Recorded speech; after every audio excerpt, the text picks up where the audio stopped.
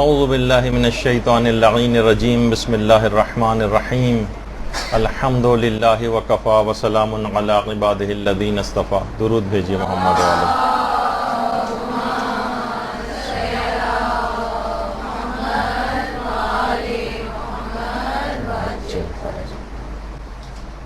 اب سے فقط چند دن بعد رمضان کا چاند زمین کے افق پر نمودار ہوگا اور اپنی زبان بے زبانی سے یہ کہہ رہا ہوگا کہ نہ جانے کتنی ہی بار میں اپنی تمام رحمتیں، برکتیں، مغفرت، عذاب خدا سے نجات کا مژدہ، یہ تمام چیزیں سنا چکا ہوں، دے چکا ہوں، لیکن یہ مومن پھر بھی ویسے ہی گناہوں میں مبتلا اس سال بھی نظر آ رہا ہے. شاید یہ سال ایسا نہ ہو اور ہمیں کچھ ایسے کام انجام دے دیں ہم کہ پھر آئندہ سال تک یہ تقوی جو ہم رمضان سے حاصل کرتے ہیں یہ محفوظ رہ سکے. اصل مسئلہ روزے رکھنا نہیں. روزے سب رکھ لیں گے، رکھتے رہے ہیں 20 30 40 سال سے روزے، 50 سال سے بھی لوگ روزے رکھ رہے ہیں. اصل مسئلہ یہ ہے کہ رمضان سے جو ہم تقوی حاصل کر چکے ہوتے ہیں وہ سارا کا سارا تقوی یا تو شب عید ضائع ہو جاتا ہے یا وہ سارے کا سارا تقوی آئندہ آنے والے دنوں کے اندر مکمل طور پہ ضائع ہو جاتا ہے. بہت بڑا پرائز بانڈ جس طرح کسی کا نکل آئے، بہت بڑی انعامی رقم مل تو گئی ہے اس کو، لیکن مثلا چور ڈاکو سے لے کے چلے گئے، اس نے لاپرواہی میں کہیں رکھ دی اور ضائع ہو گئی. کتنا افسوس ہونا چاہیے. جبکہ پروردگار عالم جو غرض و غایت رمضان جو ہے وہ بیان کر رہا ہے کہ لعلکم تتقون، شاید کہ تم متقی اور پرہیزگار ہو جاؤ. ہم یہ دیکھ رہے ہیں کہ ہم رمضان کے روزے سال سے رکھنے کے باوجود آگے بڑھنے کے بجائے پیچھے ہٹتے نظر آ رہے ہیں. علاج جیسا جیسا ہوتا جاتا ہے، کامیاب علاج اسے کہا جاتا ہے کہ مریض کے اندر کوئی افاقہ نظر آئے، مریض کی حالت پہلے سے زیادہ بہتر نظر آئے. جب ہسپتال سے مریض ڈسچارج ہو تو پھر اس وقت گھر جاتے وقت اس کی طبیعت جس وقت ایڈمٹ ہوا تھا اس سے بہت بہتر نظر آنی چاہیے. آخر یہ کیسا رمضان ہر سال آتا ہے کہ شب عید ہی جو روزے دار ہے وہ پہلے سے زیادہ بیمار نظر آنے لگتا ہے، تقوی کے بجائے گناہوں پر پہلے سے بہت زیادہ مستعد نظر آتا ہے. جیسے کہا جاتا ہے نا کہ مرض بڑھتا گیا جوں دوا کی. یعنی رمضان کے اندر مستقل طور پر تقوی کے اندر بے تحاشا اضافہ ہونا چاہیے تھا، لیکن اضافے کے بجائے ہم تنزلی ہم کو نظر آتی ہے. بے پردگی، ویسا ہی میک اپ، نامحرموں کے سامنے آنے کے حوالے سے موسیقی، گناہ، مکس گیدرنگ، یہ سب شب عید سے ہی شروع ہو جاتے ہیں. مرد حضرات صبح اٹھ کر مثلا جو اگر شیو ان کی بڑھ جاتی ہے تو داڑھی مونڈتے ہیں عید کے دن. عید کے دن خاص طور پر بہت ہی بڑی کثیر تعداد جو لوگوں کی ہوتی ہے ان کی نماز فجر قضا ہوتی ہے. وہی برائیاں بلکہ مزید اضافے نظر آتے ہیں. مثلا دیکھیے، اگر آپ کسی کو اپنا فریج ٹھیک ہونے کے لیے دیں، آپ کا فریج خراب ہو جائے، اے سی خراب ہو جائے، اے سی ٹھیک کرنے کے لیے دیں، گاڑی خراب ہو جائے، میکینک کو گاڑی ٹھیک کرنے کے لیے دیں، اور ہر دفعہ وہ پہلے سے زیادہ خراب ہو کے آپ کو ملے، تو ایک دفعہ 2 دفعہ آپ کا ریئیکشن کیا ہونا چاہیے؟ کتنا غصہ آنا چاہیے آپ کو کہ بھائی ہر دفعہ آپ کو دے رہے ہیں، یہ کیسا ٹھیک کر کے دے رہے ہیں. تو یہی ہم اپنے روح کی اوور ہالنگ ہر سال رمضان میں کر رہے ہیں. اپنے اوپر کتنا غصہ آنا چاہیے. کتنے سال کے رمضان میں ہم اپنے روح کی سروس کروا لیتے ہیں، اوور ہالنگ کروا لیتے ہیں، لیکن اب لگ رہا ہے کہ پہلے سے زیادہ ہماری روح گناہوں کے اندر آلودہ نظر آتی ہے. تو دیکھیے، اگر ایک ایک کر کے بھی ٹارگٹ کیا جائے گناہوں کے سلسلے میں تو بہت آسانی کے ساتھ تمام گناہوں سے اپنا پیچھا چھڑا سکتے ہیں. دیکھیے، اب 2 ہی وجوہات ہو سکتی ہیں عام طور پر. یا تو مریض ٹھیک نہیں ہو رہا ہے اس کی، یا کوئی آپ نے کوئی چیز صحیح ہونے دی اس کے سلسلے میں بھی، یا تو ٹھیک کرنے والا بالکل لاپرواہ، مثلا مریض اپنا علاج صحیح نہیں کر رہا ہے، یا مثلا گاڑی ٹھیک کرنے والا وہ ریپیئرنگ صحیح نہیں کر رہا ہے، سالہ سال گزر رہے ہیں لیکن علاج مثلا صحیح نہ ہو۔ خود میرے اپنے ایک دوست تھے، وہ کہہ رہے تھے کہ میرے والد 50 سال سے ایک حکیم صاحب کا علاج کروا رہے ہیں پائلس کے سلسلے میں، 50 سال سے علاج چل رہا ہے۔ میں نے کہا بھائی ایسا کون سا علاج ہے جو 50 سال میں نہ ختم ہونے میں نہیں آ رہا، نہ ان کو کوئی افاقہ ہو رہا ہے، پھر بھی وہ کیے چلے جا رہے ہیں؟ تو بعض اوقات یا تو صحیح طریقہ کار کا انتخاب نہیں ہو رہا ہے، یا مریض دواؤں کے ساتھ احتیاطیں نہیں کر رہا ہے، پرہیز نہیں کر رہا ہے، بلڈ پریشر کی گولی کھاتا ہے، ساتھ میں نمک بھی بہت زیادہ اس نے کیا ہوا ہے مثلا، یا مشین کی سروس وہ کروا رہا ہے لیکن اس کے ساتھ تیل پانی چیک کرنا ہوتا ہے، اس کی اور بہت ساری چیزوں کا خیال کرنا پڑتا ہے۔ دیکھیے بہت ساری چیزیں ایسی ہیں کہ بہت پہلے سے خیال رکھنا ہوتا ہے، جب بالکل ہی نقصان سر پر آ جائے پھر ہم خیال کرنا شروع کریں تو وہ مناسب نہیں ہوتا۔ زمانہ طالب علمی میں جب ہم وارڈ وغیرہ جاتے تھے اور وہاں ڈیوٹیز لگتی تھیں اور اس میں جو مریضوں کی ہسٹری وغیرہ لینی ہوتی تھی، تو ایک دفعہ ایک تھروٹ کینسر کا ایک مریض تھا، اس کے پاس ہم گئے، گلا اس کا اتنا بڑا پھولا ہوا ہے، وہاں پر ٹیومر نکلا ہوا ہے اس کے۔ تو ہم نے کہا بھائی سگریٹ کب سے پی رہے تھے؟ کہہ رہے سگریٹ تو میں بہت عرصے سے پیتا تھا لیکن اب تو میں نے چھوڑ دی ہے۔ اتنا آگے بڑھا ہوا ہے کینسر تمہارا، کب چھوڑی؟ کہا ابھی 1 ہفتہ ہوا ہے چھوڑے ہوئے۔ ارے بھائی اتنا زیادہ آپ نے خراب کر لیا اپنے مرض کو اب، اور آپ نے پہلے احتیاط نہیں کی، اب 1 ہفتہ پہلے اب چھوڑ رہے ہیں تو کیا اس سے فرق پڑے گا؟ تو دیکھیے مسئلہ صرف یہ ہے کہ تقوی کو صرف حاصل نہیں کرنا ہوتا بلکہ تقوی کی حفاظت بھی بہت ضروری ہوتی۔ ہم یہ سمجھتے ہیں کہ مثلا ہم نے نمازیں پڑھ لی، نمازوں کو بچانے کی فکر نہیں، روزہ رکھ لیا، روزے کو بچانے کی کوئی فکر نہیں۔ ایسا ہی ہے جیسے پہلے بھی میں نے مثال دی تھی کہ پانی کی ٹنکی آپ بالکل فل کر لیں اور اس کے بعد گھر کے سارے نل بھی کھول دیں، سارا پانی ڈرین ہو جائے گا۔ بہترین اے سی جو ہے وہ کولنگ کر رہا اور ساری کھڑکیاں دروازے آپ کھول دیں، ساری کولنگ ختم ہو جائے گی۔ تو تقویٰ بھی ایک ایسی ہی چیز ہے۔ تقویٰ دیکھیے مسلسل رہنے والی چیز نہیں ہے، ہاں حفاظت کریں تو رہ سکتا ہے، ورنہ ایک ہی دن میں تقویٰ کئی مرتبہ آتا ہے اور جاتا ہے، ایک ہی دن میں عدالت ہو سکتا ہے کئی دفعہ آئے اور جائے۔ تو آج ہم کچھ ایسے طریقہ کار کا تذکرہ کریں گے کہ جن کا اہتمام پورے سال اگر رکھا جائے تو رمضان سے حاصل کیا گیا تقویٰ نہ صرف یہ کہ آپ محفوظ کر سکتی ہیں بلکہ اس کو چلا سکتی ہیں آپ اگلے سال تک۔ اگلے سال تک آپ رمضان سے حاصل کیا گیا تقوی کو کوئی شخص چاہے تو اس سے استفادہ کر سکتا ہے۔ دیکھیے سب سے پہلے تو دماغ میں ایک چیز کا ضرور خیال رہنا چاہیے کہ رمضان کے علاوہ بھی اللہ موجود ہے۔ ہمارے ساتھ مسئلہ یہ ہے کہ جس وقت مسجد میں ہوتے ہیں اس وقت اللہ ہوتا ہے، جس وقت مدرسے میں ہوتے ہیں کچھ اللہ کا خیال ہوتا ہے۔ رمضان کے علاوہ بھی اللہ ہے، ایسا نہیں کہ شب عید اللہ تبدیل ہو گیا، معاذ اللہ روز عید تبدیل ہو گیا، آئندہ زندگی میں تبدیل ہو گیا۔ عیسائیوں کی طرح ہمارا نظریہ نہیں ہے کہ بس چرچ کی حد تک مذہب کی پابندی کر لی اور اس کے بعد باہر نکلنے کے بعد ویسی پرانی حالت پر واپس لوٹ گئے، ایسا نہیں۔ دیکھیے آیت اللہ شیخ جعفر شوستری ایک دفعہ یہ ممبر پر گئے اور کہا کہ لوگوں آج میں ایک ایسا نقطہ بیان کرنے جا رہا ہوں تو شاید اس سے پہلے تم نے کبھی نہ سنا ہو۔ لوگ حیران اور متجسس ہو کر سننے لگے۔ کہا کہ دیکھو تم نے اب تک یہ سنا ہے تمام واعظین سے اور علماء سے کہ اللہ کے ساتھ کسی کو شریک نہ کرو، میں کہتا ہوں اللہ کے ساتھ شریک قرار دو۔ مجمع پہ سناٹا چھا گیا، لوگ حیران اور پریشان ہو کے ایک دوسرے کو دیکھنے لگے کہ شیخ جعفر شوستری کیا شرک کی دعوت دے رہے ہیں؟ تو کہا سنو، یہ دل جو ہے یہ حرم خدا ہے، ہزاروں محبتیں تم نے اس دل کے اندر قرار دی ہوئی ہیں، ٹھیک ہے قرار دو، میں اس کو منع نہیں کرتا، ایک محبت اللہ کی بھی قرار دے دو، ایک بہت چھوٹا سا حصہ ہی خواہ کیوں نہ صحیح اللہ کے لیے بھی وقف کر دو اس دل کے اندر۔ تم نے تو اپنے دل کو مکمل طور پر غیروں کی محبت کے ساتھ بھر رکھا ہے، اس میں اللہ کی محبت تو کسی بھی جگہ نہیں۔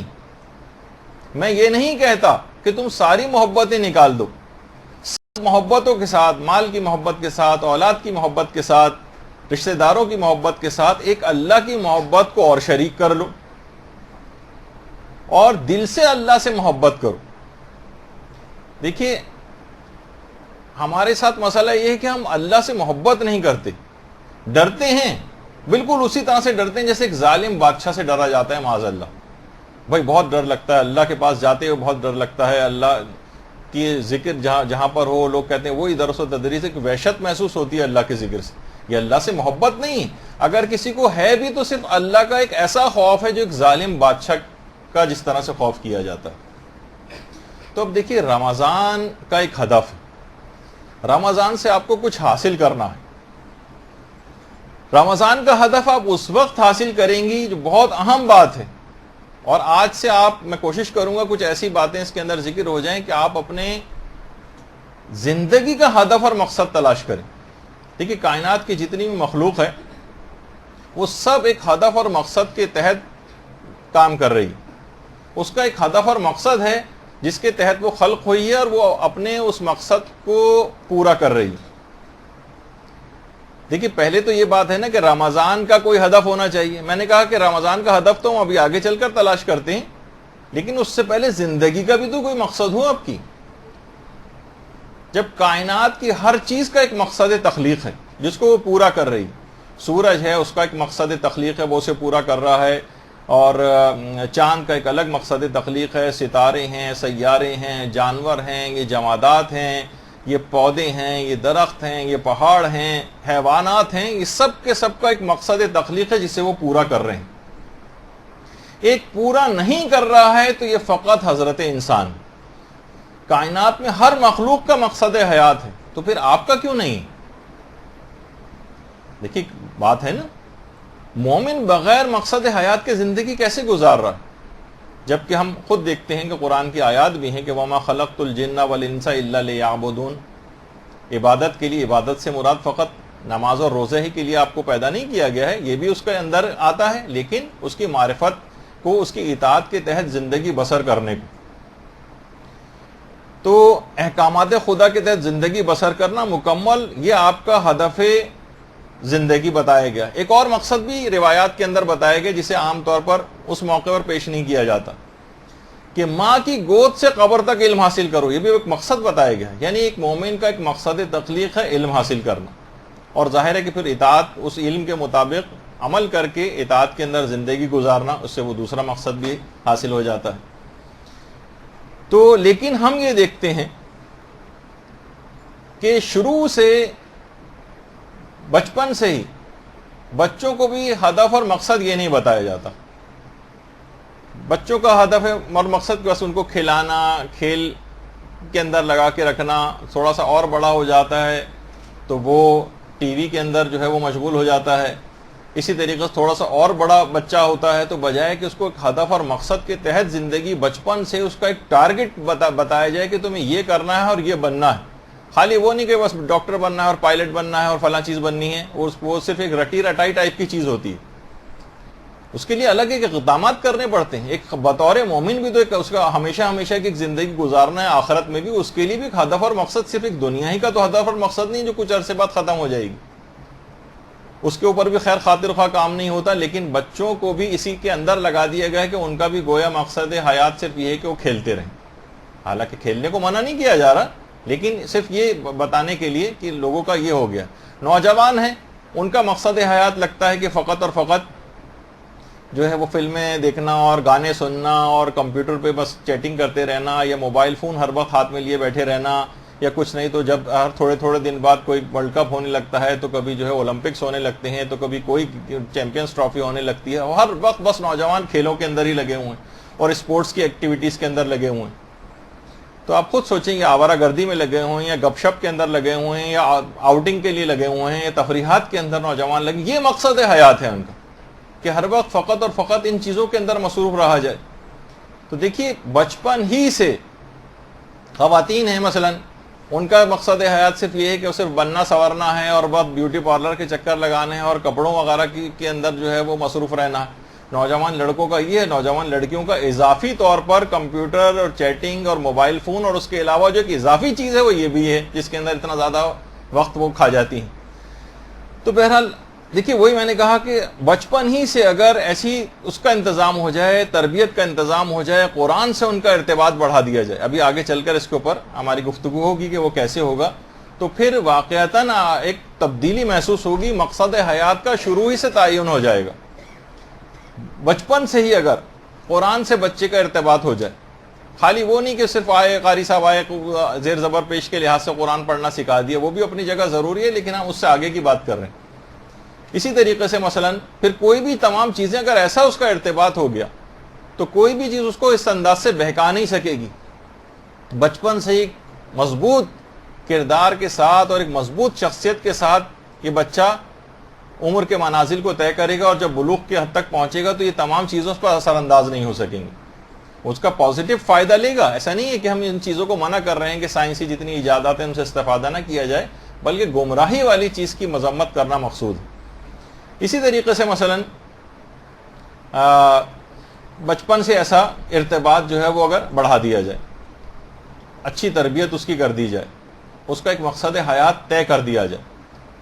دیکھیے اب یہ تین شخصیات آپ کے سامنے بیٹھی ہوئی، سب سے دائیں طرف تو آیت اللہ خوئی، لیکن یہ دو عظیم شخصیات جو ان کے برابر، آیت اللہ خوئی کے بالکل برابر میں درمیان میں جو ہیں، یہ آیت اللہ خوئی کے والد علی اکبر خوئی، اور ان کے بالکل برابر میں آیت اللہ سید جواد خامنئی ہیں، یعنی آیت اللہ خامنئی کے والد۔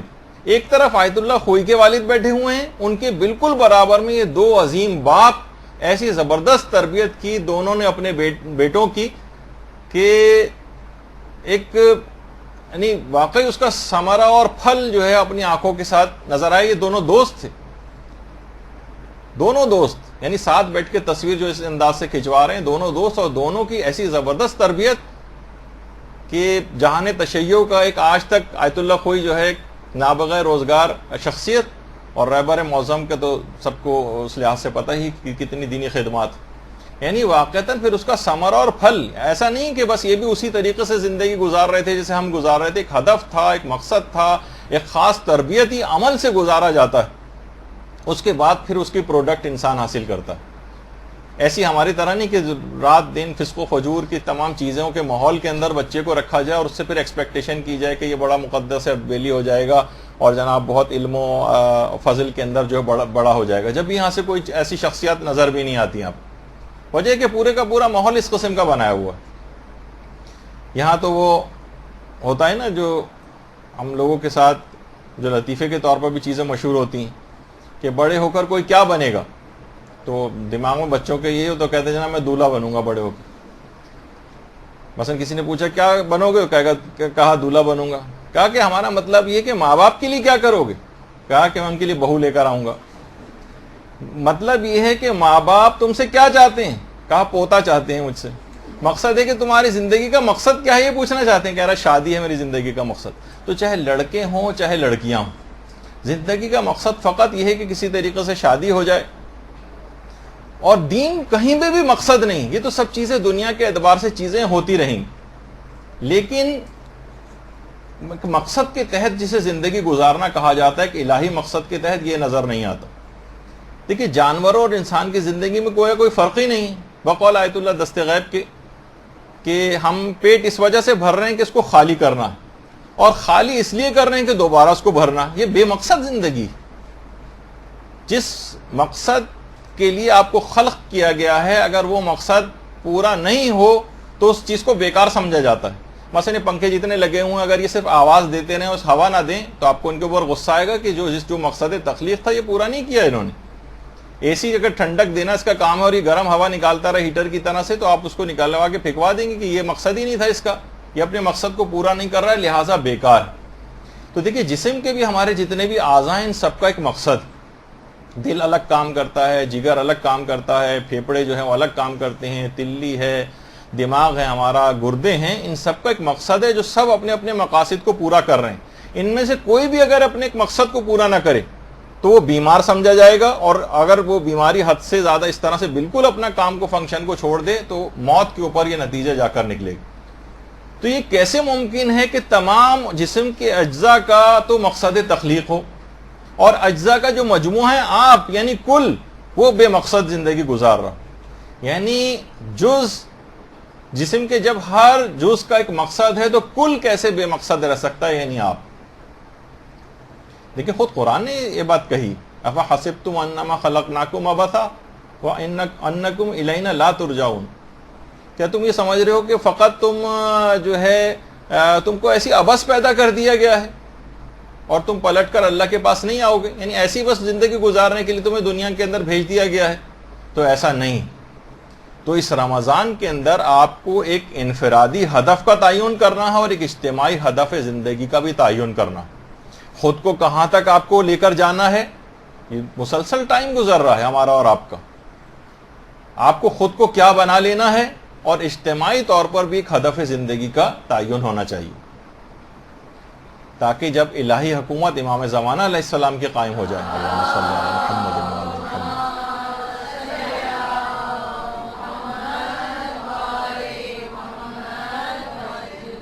تو کسی صلاحیت کے ساتھ، کسی خدمت کے ساتھ امام کی اس حکومت کے اندر آپ کام آ سکیں۔ دیکھیے پیغمبر اسلام کا خود ایک مقصد ہے، انما بعثت لاتم مکارم الاخلاق، کہ میں مکارم اخلاق کی تکمیل کے لیے مبعوث ہوا ہوں، بھیجا گیا ہوں، یعنی پیغمبر کا ایک مقصد تخلیق ہے۔ امام حسین علیہ السلام نے اپنا وصیت نامے کے اندر جو مقصد زندگی بیان کیا تھا کہ امر بالمعروف و نہی عن المنکر، وہ امام کا تھا۔ اسی طریقے سے ہمارے امام زمانہ علیہ السلام ہیں، اللہم صلی علی محمد و علی محمد۔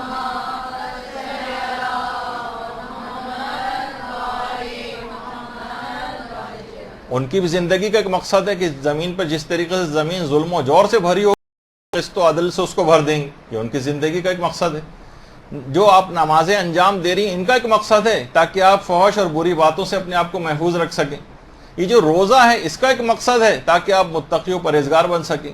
یہ جو زکوٰۃ آپ دیتی ہیں اس کا ایک مقصد ہے کہ آپ کے مال جو ہے آپ کا پاک ہو جائے۔ غرض جتنی بھی اس طرح کی چیزیں ہیں ان سب کا ایک ہدف اور مقصد ہے۔ جو آپ اعمال بھی انجام دیتی ہیں تو آپ کو اپنے یہ واقعتاً سب سے پہلی چیز یہ ہے کہ ہدف زندگی کا تعین کریں کہ آپ کے اندر کیا صلاحیت ہے یا چھپی ہوئی صلاحیت ہے، اسے اجاگر کریں، اس کے تحت ایک ایم بنا کر زندگی کو گزاریں۔ یہ زندگی بس آپ کو گزار رہی، اگر ہدف نہیں ہے، بے ہدف ہے، کوئی مقصد حیات نہیں ہے، کوئی ٹارگٹ آپ کو اچیو نہیں کرنا ہے، دنیا کے بھی ٹارگٹ اپنے آپ بنائیں جو بھی کامیابیوں کے سلسلے میں، اور اس طرح آخرت کا بھی ایک ٹارگٹ جہاں ہمیشہ رہنا، اس کو نظر انداز کیوں کر رہے ہیں جبکہ ہمیشہ کی زندگی وہی۔ تو بہرحال جب یہ ہدف زندگی کا ایک تعین ہو جائے گا تو پھر بات آگے بڑھے گی۔ اب کوئی دین کی خدمت کے حوالے سے اگر آپ کو ہدف بنانا ہے وہ بنائیے، کسی اور شعبے کے اعتبار سے ہدف بنانا ہے وہ بنائیے۔ آپ کہیں کہ جناب میں علمی خدمت کرنا چاہتی ہوں، اس کے لیے الگ طریقے سے کام کرنا پڑے گا۔ آپ کہیں میں اپنے مال کو ہدف بناؤں گی، مال کو خرچ کروں گی فلاں فلاں پروجیکٹ میں، اس میں کوئی جسمانی اعتبار سے اپنی کسی صلاحیت کو دینا چاہے وہ کر سکتا ہے۔ مثلا کسی کی ہینڈ رائٹنگ بہت اچھی ہے، وہ جیسے بہت ساری خواتین آپ میں سے خدمات انجام دے رہی تھیں جن کی ہینڈ رائٹنگ بہت اچھی تھی، وہ درس اپنے ہاتھ سے لکھا کرتی تھیں اور پھر فوٹو کاپی۔ بہرحال زندگی ایک مقصد ہے، ایک خدا نے ایک صلاحیت دی، دین کے کام کے لیے استعمال کر رہی تھی۔ کوئی کمپوزنگ بہت اچھا خاتون کرتی ہیں، ابھی بھی بہت سارے لیکچرز آپ کو، کچھ خواتین ہیں آپ نے دیکھا کتنی محنت سے کمپوز کر کے وہ آپ کو دیتی ہیں، بہت بڑی قابل تعریف بات ہے۔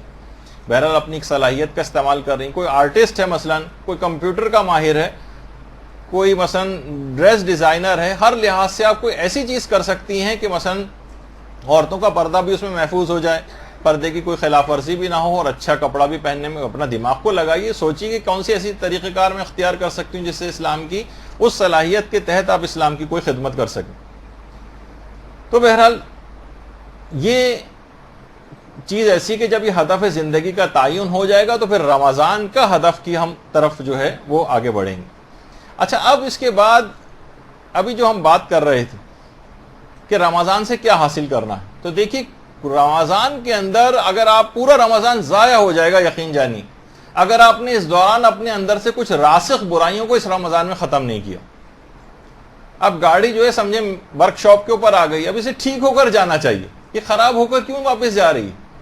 30 دن گاڑی جو ہے وہ میکینک کے پاس کھڑی رہے اور اس کی مسلسل اوور ہالنگ سروس اور سارے اس کے اوپر کام کرتے رہیں، اور جب 30 دن گزر جائیں تو ویسی کہ ویسی خراب واپس جائے. تو لازمی چند برائیوں سے اپنا پیچھا چھڑا لینا ہے، جس میں سے پہلی تو چیز یہ ہے کہ غیبت اس دفعہ کا ہدف بنا لیجیے آپ کہ میں اس پورے رمضان بھی اور رمضان کے بعد بھی 4 میں برائیوں کا آج کم سے کم آپ کو ٹارگٹ دیتا ہوں کہ جو اس رمضان کے اندر آپ کو ہدف بنانا ہے کہ میں ان 4 برائیوں کو ہر صورت میں ختم کر دوں گی. ابھی میں بہت بڑی 100 کی گناہ کبیرہ کی فہرست آپ کے سامنے نہیں پیش کر رہا. آپ فقط 4 اہم ترین برائیاں جو الخصوص رمضان میں بھی انجام نہیں دینی ہے آپ نے، اور آئندہ زندگی میں بھی اگر آپ نے اس کو انجام نہیں دیا تو آپ سمجھیے کہ بہت آپ کے لیے یعنی واقعتاً آپ اپنے تقوی کو محفوظ کر لیں گے، جو ہمارا عنوان ہے کہ ماہ رمضان سے حاصل شدہ تقوی کو محفوظ کیسے کریں. کچھ نیکیاں پیدا کرنی ہیں، وہ بھی آپ کو بتاتا ہوں اس کو کیسے حاصل کریں، اور چند برائیوں سے پیچھا چھڑانا ہے. تو دیکھیے غیبت سے اپنا پیچھا چھڑانا ہے، غیبت سے. اور ایسی چیز ہے غیبت کہ شیخ عباس قمی اتنے حساس تھے غیبت کے معاملے میں، جن کی آپ مفاتیح الجنان پڑھتی کہ کسی میں جرت نہیں ہوتی تھی کہ جہاں شیخ عباس قمی موجود ہوں وہاں پر کوئی غیبت کر سکے، خواہ کتنے ہی مقام کا حامل آدمی ان کے سامنے کیوں نہ بیٹھا ہو، بظاہر کتنے ہی اونچے طبقے سے اس کا تعلق کیوں نہ ہو، کوئی ان کے سامنے غیبت نہیں کر سکتا تھا. اور غیبت اور جھوٹ سے اس قدر علماء فرماتے ہیں کہ اس قدر پرہیز کرتے تھے کہ تصور سے بالا ہے غیبت اور جھوٹ سے. جب مرض موت میں گرفتار تھے اور انتقال ہونے والا تھا اور تہران کے ایک ہاسپٹل میں تھے، تو ایک عالم دین ان سے ملاقات کے لیے آئے تھے. دیکھا کہ شیخ عباس قمی بہت فکر مند ہیں. کہا کہ آپ کیوں اتنے زیادہ فکر مند نظر آ رہے ہیں؟ کہا کہ میں اپنی بیماری کی وجہ سے فکر مند نہیں ہوں، بلکہ میں ایک دفعہ سفر حج پر گیا تھا. اور دیکھیے بنیادی طور پر شیخ عباس قمی رئیس المحدثین کہلاتے ہیں، محدث تھے.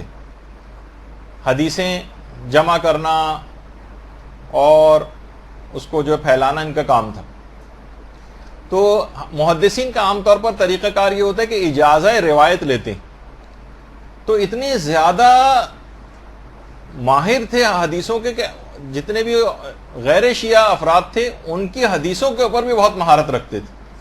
تو کہنے میں سفر حج پر گیا تھا اور وہاں ایک محدث سے حجاز کے اجازہ روایت مجھے لینا تھا، تو میں ان کی خدمت میں جا کر بیٹھا. لیکن انہوں نے کچھ ایسی باتیں، کچھ غلط باتیں کہیں کہ جن کو میں نے وہاں بیٹھ کر سنا، لیکن مجھے آج یہ افسوس ہو رہا ہے کہ میں نے فوری طور پر ان کی باتوں کو کاؤنٹر کیوں نہیں کیا اور مجھے ان کو روکنا چاہیے تھا.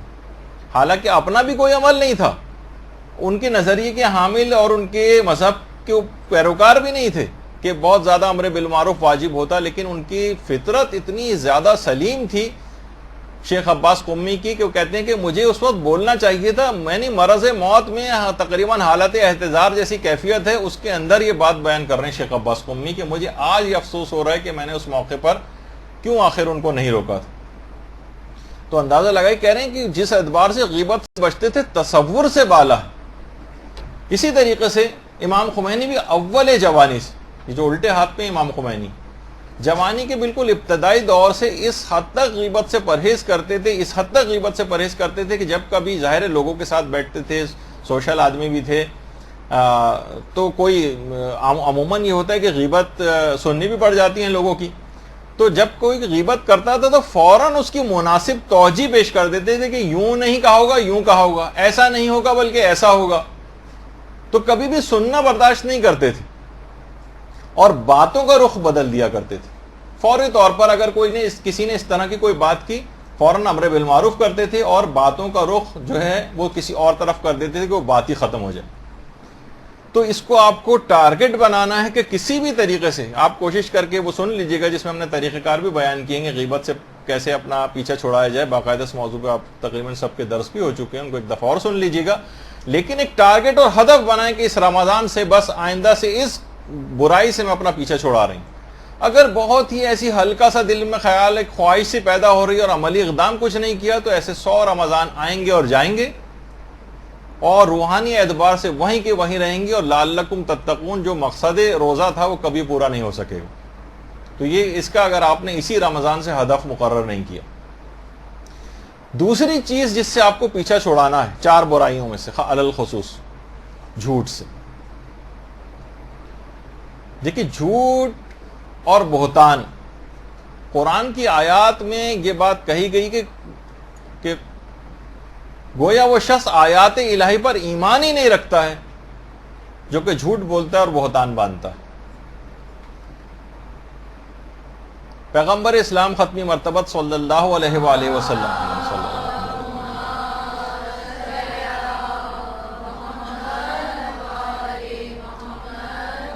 فرماتے ہیں کہ لوگوں کی بات پر سب سے زیادہ یقین کرنے والا وہی شخص ہوتا ہے جو خود سچ بولتا ہے۔ وہ خود سچ بولتا ہے تو دوسرے کو بھی سچا سمجھتا ہے، یقین کر لیتا ہے۔ اور جو ہر شخص کی بات جھٹلاتا ہے وہ زیادہ تر وہی جھٹلاتا ہے جو خود جھوٹا ہوتا ہے، کیونکہ وہ اپنے طرح کا قیاس کرتا ہے دوسرے کو بھی، حتیٰ کہ یعنی اس کے سامنے قرآن و حدیث بھی پیش کر دی جائے تو اس کو بھی جھٹلا دیتا ہے، نہیں یہ نہیں ہو سکتا۔ بہت سارے افراد ہوتے ہیں کہ جناب کوئی حدیث آپ نے لگائی جو ان کا کوئی ذاتی تجربہ اس کے خلاف ہے تو کہتے ہیں حدیث ضعیف ہوگی، یہ ہم اس حدیث کو نہیں مانتے معاذ اللہ، اس طرح کی بات فوراً جھٹلا دیتا ہے۔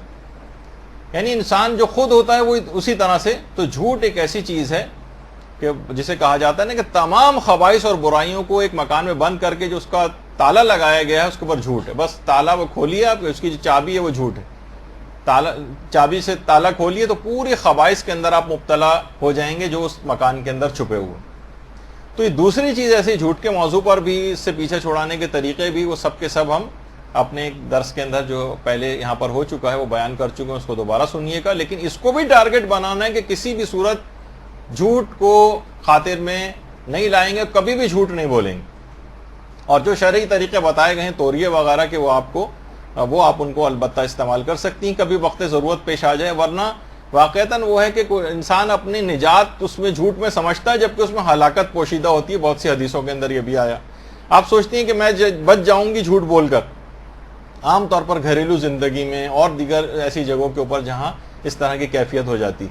تو دوسری چیز یہ ہے کہ اس برائی کو اگر آپ نے ختم نہیں کیا، یہ سمجھیں کہ خبائث سارے جمع ہیں، غیبت کو اگر آپ نے روک دیا اپنی زبان کو، جھوٹ کو آنے سے روک دیا تو بہت بڑا آپ نے گویا کام کر لیا، اور رمضان کے ہدف اور مقصد پورا ہو جائے گا۔ تیسری چیز، اگر آپ اپنے آپ کو گانے اور موسیقی سے بچا سکیں، امام خمینی یہ بات بیان فرماتے تھے کہ موسیقی خود تنہا طور پر بھی شہوت اور منفی جذبات ابھارتی موسیقی، اور امام خمینی فرماتے تھے کہ موسیقی وہ چیز ہے جو جوانوں کے دماغ کو مختل کر کے رکھ دیتی، ان کو بہت دماغی طور پر ڈسٹرب کر دیتی۔ امام خمینی جو صحیفہ نور ہے اس کے اندر جملہ ہے امام خمینی کا کہ موسیقی دماغ کے ساتھ وہی کرتی ہے جو کہ عام طور پہ ہیروئن یا منشیات کرتی ہیں۔ تو آپ نے دیکھا کہ دماغ موسیقی کا سننے والا، تو اس سے ہر ایمانی اعتبار سے، ایک تو جسمانی اعتبار سے جو ویسے نقصانات ہیں اس کے وہ الگ ہیں، لیکن روحانی اعتبار سے یہ بالکل ختم کر کے رکھ دیتی۔ یہ تیسرا اس کو ٹارگٹ کرنا ہے کہ موسیقی زیادہ تر اوقات میں کوشش کریں کہ ٹی وی کے اوپر آپ کنٹرول کریں۔ چلیں ابھی وہ چوتھے نمبر کے اوپر ایک چیز آ جائے گی کہ یہ جس برائی وہ ہے فحش مناظر اور نامحرم پر حرام نگاہ سے پرہیز کریں۔ اس کے اندر سارے ڈرامے بھی شامل ہیں۔ باقاعدہ جرمنی میں ایک ریسرچ ہوئی ہے ابھی حال میں ہی، مختلف انٹرنیٹ پہ تمام تقریباً سائٹس کے اوپر وہ ریسرچ دستیاب بھی ہے کہ جب بھی کوئی فحش قسم کے مناظر نوجوان لڑکے اور لڑکیاں اس طرح سے انٹرنیٹ پر، ٹی وی پر، کسی بھی جگہ پر دیکھتے ہیں تو اسی وقت انہوں نے مانیٹر کیا ہے کہ ان کے برین کے اندر جو ایکٹیویٹی ہے وہ ایک دم سے کم ہو جاتی، یعنی ایک لحاظ سے دیکھا جائے تو نوجوان پڑھائی کے اندر بھی آپ کو پیچھے نظر آئیں گے، یعنی نوجوانوں کے دماغ کی جو برین کی صلاحیت ہے وہ ان مناظر کو دیکھنے سے کم ہو جاتی، پڑھائی کے اندر بھی یہ نوجوان پیچھے ہو جائیں گے، بہت سارے حوالے سے زندگی کی تمام چیزوں کے اندر پیچھے نظر آئیں گے، اور جیسے کہ آج کل نگاہ میں آ رہا ہے کہ اس طرح سے لوگ اس میں مبتلا ہو رہے ہیں۔ تو اخلاق کا بے پناہ اس پہ اثر پڑتا ہے۔ آپ دیکھتے ہیں کہ ویسے بھی کتنے بھی جو بڑے بڑے سائنٹسٹ حضرات ہیں یا مثلا جو چیزوں کو ایجاد کرنے والے ہیں، وہ عام طور پر ان تمام ڈراموں، فلموں، ان کی طرف توجہ ان کی نہیں ہوتی. تو دیکھیں کتنی ایجادات اور چیزیں معاشرے کو فائدہ پہنچانے والی وہ مہیا کر دیتے ہیں. وقت کا ضیاع کتنا زیادہ ہوتا ہے. تو خاص طور پر وہ تمام ڈرامے بھی اس کے اندر شامل ہیں، وہ تمام فلمیں اس کے اندر شامل ہیں. اگر آپ کوئی ایسی بڑی بات نہیں ہے، اگر آپ ارادہ کر لیں. دیکھیے آپ اس وقت جتنے بھی ٹی وی پروگرام آ رہے ہیں ڈراموں کی صورت میں، وہ سارے کے سارے فحش ہیں. کہیں نہ کہیں آپ کو جو بہت ہی پاکیزہ کوئی بھی آپ کو ڈرامہ لگے گا اس کے اندر بھی فحاشی کے عناصر موجود ہوتے ہیں، لیکن اس کے اس سے بڑھ کر بہت ساری باتیں ہونے لگی. اگر آپ نے ان تمام ڈراموں کو دیکھنے کی ویسی ہی عادی بنی رہی، رکھتی چلی جائے گی 100-200 سال تک مزید روزے، کوئی بھی فائدہ ہونے والا نہیں. وہ یہ کہ نل کھلے ہوئے ہیں اور پانی کی ٹنکی جو بھر رہی ہے، مسلسل بجلی کا بھی نقصان ہوگا، پانی کا بھی نقصان ہوگا، زحمتیں الگ ہوں گی، فائدہ کچھ بھی نہیں ہوگا. یہ آپ نے اپنی زندگی میں کیوں لازم و ملزوم بنا لیا کہ ڈرامہ دیکھنا ضروری، فلم دیکھنا ضروری؟ یہ کسی بھی اعتبار سے ضرورت نہیں ہے، بلکہ مسلسل آپ کی روح کے ساتھ ایک ایسا نقصان اس کے ساتھ لگا ہوا ہے کہ کتنی بھی عبادات آپ انجام دے لیں پھر ان عبادات کا کوئی فائدہ بھی نظر نہیں آتا. یا رمضان، یہ اگر آپ نے نہیں چھوڑا اس طرح سے، اور یہ اس طرح سے رمضان آ کر گزر گئے، جو تقوی کو حاصل کرنے کے لیے اتنی معمولی سی کوشش نہیں کر پا رہا، اسے پھر رمضان سوائے بھوک اور پیاس سے کچھ نہیں دے گا. نفس کو دیکھیے اتنا کمزور مت سمجھیے، نہ بنائیے کہ آپ کہیں کہ بھئی یہ تو بہت مشکل ہے، کہ کیسے ممکن ہے میں فلاں ڈرامہ نہ دیکھوں. تو بڑا بہترین ڈرامہ آ رہا ہے اور بڑا اس کے اندر آپ کی دلچسپی جو قائم ہو رہی. جیسے وہ آیت اللہ دستغیب کہتے تھے نا، کوئی گناہ چھوڑنے کی بات کرتا تھا تو کہتے تھے پہلے سگریٹ چھوڑو. جب تم سے ایک مباح چیز مثلا نہیں چھوڑی جا رہی ہے، یا مثلا تم سے جب ایک کوئی مکروہ کام نہیں چھوٹ رہا ہے، تو تم بڑے گناہ کبیرہ کیسے چھوڑو گے؟ آپ صرف ابتدائی طور پر میں آپ کو ایک ٹاسک دیتا ہوں کہ اس رمضان میں 1 مہینے کے لیے مکمل طور پر ڈرامے چھوڑ دیجیے. مکمل طور پر ایک ڈرامہ بھی اس پورے رمضان کے اندر نہ دیکھیں، ایک ٹاک شو اور مارننگ شو بھی اس دوران نہ دیکھیں. آپ دیکھیں گے کہ بہت آپ کے پاس وقت بھی بے پناہ آ جائے گا. اور روحانیت کے اندر دیکھیے 2 نوجوان اگر اس قسم کے ہوں، ایک نوجوان وہ جو ان مناظر کو دیکھنے کا عادی ہے فحش، اور ایک وہ نوجوان ہو کہ جو ان سے دور رہتا ہو، دونوں کے اندر زمین و آسمان کا فرق ہو جائے گا، روحانی اعتبار سے بھی، تعلیمی اعتبار سے بھی. دونوں ایک ہی طرح کے چاہے اعمال کیوں نہ انجام دے رہے ہوں، دونوں نمازیں پڑھ رہے ہیں، دونوں روزے رکھ رہے ہیں، لیکن ایک ان مناظر کو دیکھنے کا عادی ہے اور ایک دوسرا ان مناظر کو دیکھنے کا عادی نہیں ہے. دونوں کی روحانیت میں زمین و آسمان کا فرق ہوگا. تو دیکھیے باطل کا ہمیشہ سے ہے کہ فحاشی کو فروغ دیتا ہے، وہ شیطان کا ایک بہت مؤثر ہتھیار. آپ کسی بھی اس کو دیکھیں، عام طور پر بچوں کو شروع سے اس کے اندر ڈال دیا جاتا ہے کہ جناب یہ اس سے پوری دنیا سے اس کو کنیکٹ کر رہے ہیں اور اتنی انفارمیشن اس کو حاصل ہو رہی ہے وغیرہ وغیرہ. تو دیکھیے باطل کوئی بھی موقع ہاتھ سے جانے نہیں دے رہا ہے. کوئی تعلیمی چیز بھی انسان کرنے کے لیے بیٹھے تو زبردستی اس کو ان مناظر کو دکھانے پر مجبور کیا جاتا ہے. آپ اسلامی چیز بھی کوئی کھولیں تو اس کے اندر فحش چیزیں خود بخود وہ لوگ شامل کرتے ہیں، باقاعدہ سرچنگ ورڈز میں ڈالتے ہیں کہ اگر آپ معاذ اللہ بھی لکھ کے سرچ کریں گے تو جو فحش چیز اس کو کھول کے دینی ہے. تو دیکھیے وہی کام جو شراب کرتی ہے کہ اس کے بعد انسان ہر گناہ کرتا چلا جاتا ہے، یہ فحش مناظر بھی اسی طریقے سے وہ کام کرتے ہیں. بڑے بڑے گناہ اس کے لیے بہت آسان ہو جاتے ہیں، روحانیت اس کی صفر پہ چلی جاتی. کتنی بھی عبادات اور ریاضیات وہ اس کے بعد انجام دیتا رہے، کتنے ہی اذکار پڑھتا رہے، کتنی دعائیں پڑھتا رہے اور ساتھ میں یہ کام بھی کرتا رہے، تو نیکیوں کا سارا لطف اس کا غارت رہے گا. روزے پہ روزہ رکھتا چلا جائے کوئی فائدہ نہیں ہوگا. ایک روحانی بیکلی کا اس کو احساس ہوگا. وہ نوجوان جو کہ عام طور پر اس طرح کی غلطیاں کر جاتے ہیں، وہ خود یہ بتاتے ہیں کہ ہماری عبادات کا لطف ہمارا غارت ہو کے رہ گیا. کوئی بھی کسی بھی نیکی کو کرنے کے ایک بیکلی سی ایک محسوس کرتے ہیں. اور روایات میں بھی ہے نا کہ جب انسان کے پاس حیا ختم ہو جائے تو پھر وہ جو چاہے کر.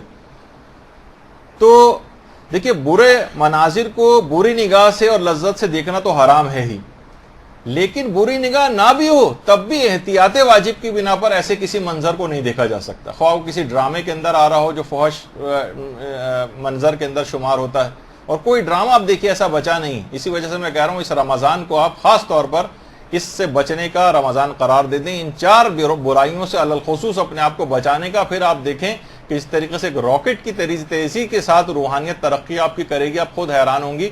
اور رمضان سے کمایا گیا تقوی وہ آپ پورے سال استعمال کر سکیں گے. پہلے دن ہی آپ کی جیبری کٹ جائے گی. اور ان تمام چیزوں کے اندر پہلے دن سے ہی رمضان کے ختم ہوتے اور رات سے ہی انسان اس کے اندر گرفتار ہو جاتا ہے اور ان مناظر کو مسلسل ٹی وی دکھاتا رہتا ہے. حتیٰ کہ تصورات اور سوچ کے حوالے سے بھی احتیاط واجب کے طور پر کسی بھی اس قسم کے منظر کو سوچنا شہوت انگیز، یہ بھی کچھ فقہاء نے حرام قرار دیا. تو دیکھیے یہ مناظر چاہے ٹی وی پر، کمپیوٹر پہ ہوں، کسی بھی طور پر ہوں، ان کو آنکھوں کا زنا جو ہے قرار دیا جاتا ہے. ٹی وی پہ جتنی بھی خواتین آتی ہیں ان کے لباس کس طرح کے ہیں، مناظر کس طرح سے اس کے اندر آتے ہیں، فحاشی کے اندر یہ سب چیزیں شامل ہیں. لیکن افسوس یہ ہے کہ ان چیزوں کو اب سمجھا نہیں جاتا، کہ کوئی برا بھی نہیں سمجھتا ہے. دیکھیں انسان صاحب ارادہ ہے، وہ قادر ہے جس چیز کو چاہے دیکھے، جس چیز کو چاہے نہ دیکھے. آپ دیکھتی ہیں کہ آپ جب کبھی سامنے دیکھ رہی ہوتی ہیں تو اگرچہ آپ کے فیلڈ آف ویژن جو ہے جس میں آپ دیکھ رہی ہیں اس کے اندر ناک آپ کی آتی، لیکن آپ کا ارادہ کیونکہ ناک کو دیکھنے کا نہیں ہوتا تو ناک کو دماغ اوجھل کر دیتا ہے آپ کی آنکھوں کے سامنے سے. ابھی آپ تجربہ کر کے دیکھ لیں، ناک بیچ میں آ رہی، جب تک آپ ناک کو فوکس نہیں کریں گی جب تک ناک نظر نہیں آئے گی. لیکن کیونکہ آپ کسی اور چیز کو فوکس کر رہی ہیں تو دماغ نے ناک کو اوجھل کر دیا آپ کی نگاہوں سے. تو اسی طریقے سے انسان کی قوت ارادی ایسی ہے کہ وہ چاہے تو کوئی سی بھی چیز چاہے تو آپ کی نگاہوں سے اوجھل کر دے. مثلا کوئی ایسی چیز سامنے آ بھی رہی ہے تو دیکھنے کے باوجود وہ مثلا ارادہ کر لے کہ نہیں میں اس کے چہرے پر نگاہ نہیں ڈالوں گا، میں اس کی مثلا جسمانی اعضاء پہ نگاہ نہیں ڈالوں گا، یا مثلا اس طرح میں اس کے لباس پہ نگاہ نہیں ڈالوں گا. سامنے ہوتے ہوئے بھی قوت ارادی اگر اس کی مضبوط ہے تو وہ چیز آنکھوں سے اوجھل کر دے گا دماغ. اس کی پریکٹس کر کے دیکھیں، قوت ارادی کو مضبوط کر کے دیکھیں، مسئلہ حل ہو جائے گا. اس رمضان سے ہی ان فحش مناظر سے پرہیز کرنا شروع کر دیں. اس کو حقیقی توبہ سمجھا جائے گا اور رمضان کارآمد رمضان بنے گا. ورنہ کولو کے بیل کی طرح سے جہاں چلیں گے وہیں پر واپس پہنچ جائیں گے. بھوک و پیاس کے سوا کچھ حاصل نہیں ہوگا، زحمت اپنی الگ ہوگی. قوت ارادی، ابھی بات آئی، آپ کہیں گے بھائی قوت ارادی کا تو سب سے بڑا مسئلہ ہے، یہی تو ہمارے اندر نہیں. قوت ارادی کو مضبوط کرنے کے حوالے سے بھی ایک دعا ہے جو ہمارے امام سجاد علیہ الصلوۃ والسلام نے تعلیم کی.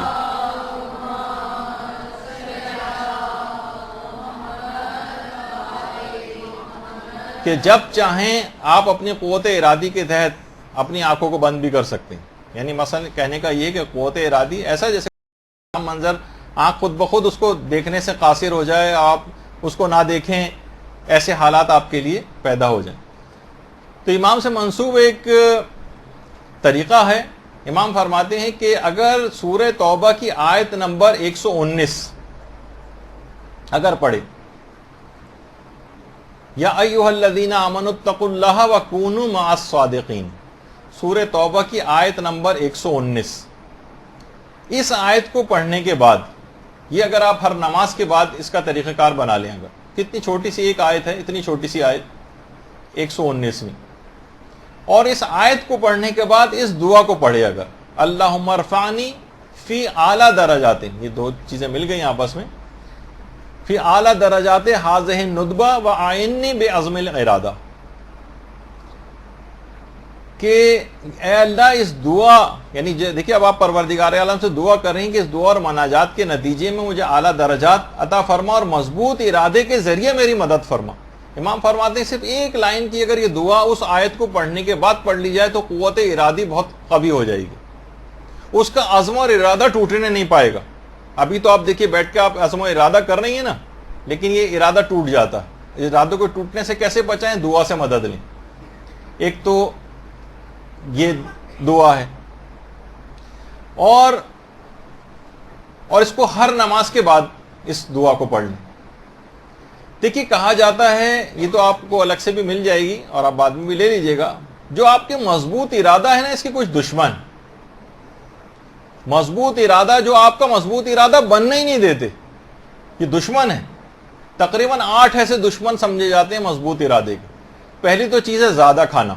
حقیقت یہ کہ زیادہ کھانے والا ہر وقت جو کھانے کی اس انداز کی شہوت میں مبتلا، اس کے ارادے کمزور ہوتے ہیں. دوسرا ہے زیادہ سونے والا. اس کا ارادہ بھی کمزور ہوتا ہے.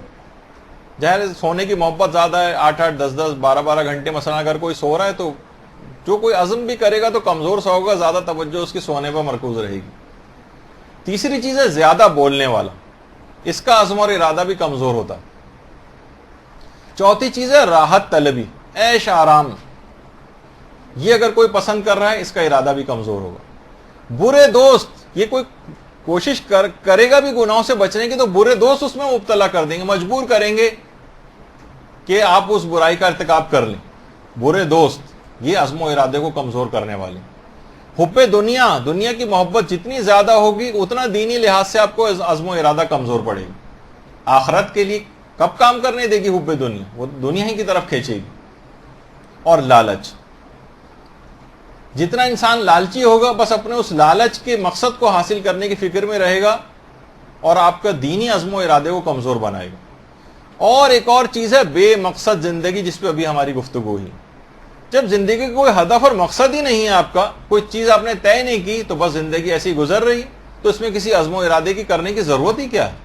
ہاں, آخرت کو جب آپ ٹارگٹ بنائیں گی, ایک ہدف زندگی بنائیں گی کہ مجھے آخرت بہترین حاصل کرنی ہے, جوار معصومین کے اندر مقام کو حاصل کرنا ہے, امام زمانہ کی حکومت کے اندر کوئی کام کرنا ہے, اور اس کے بعد پھر آپ اس کے تحت زندگی گزاریں گی, تو یہ بامقصد زندگی ہوگی. اس کے لیے پھر کچھ کریں گی, پھر کچھ ارادہ کریں گی.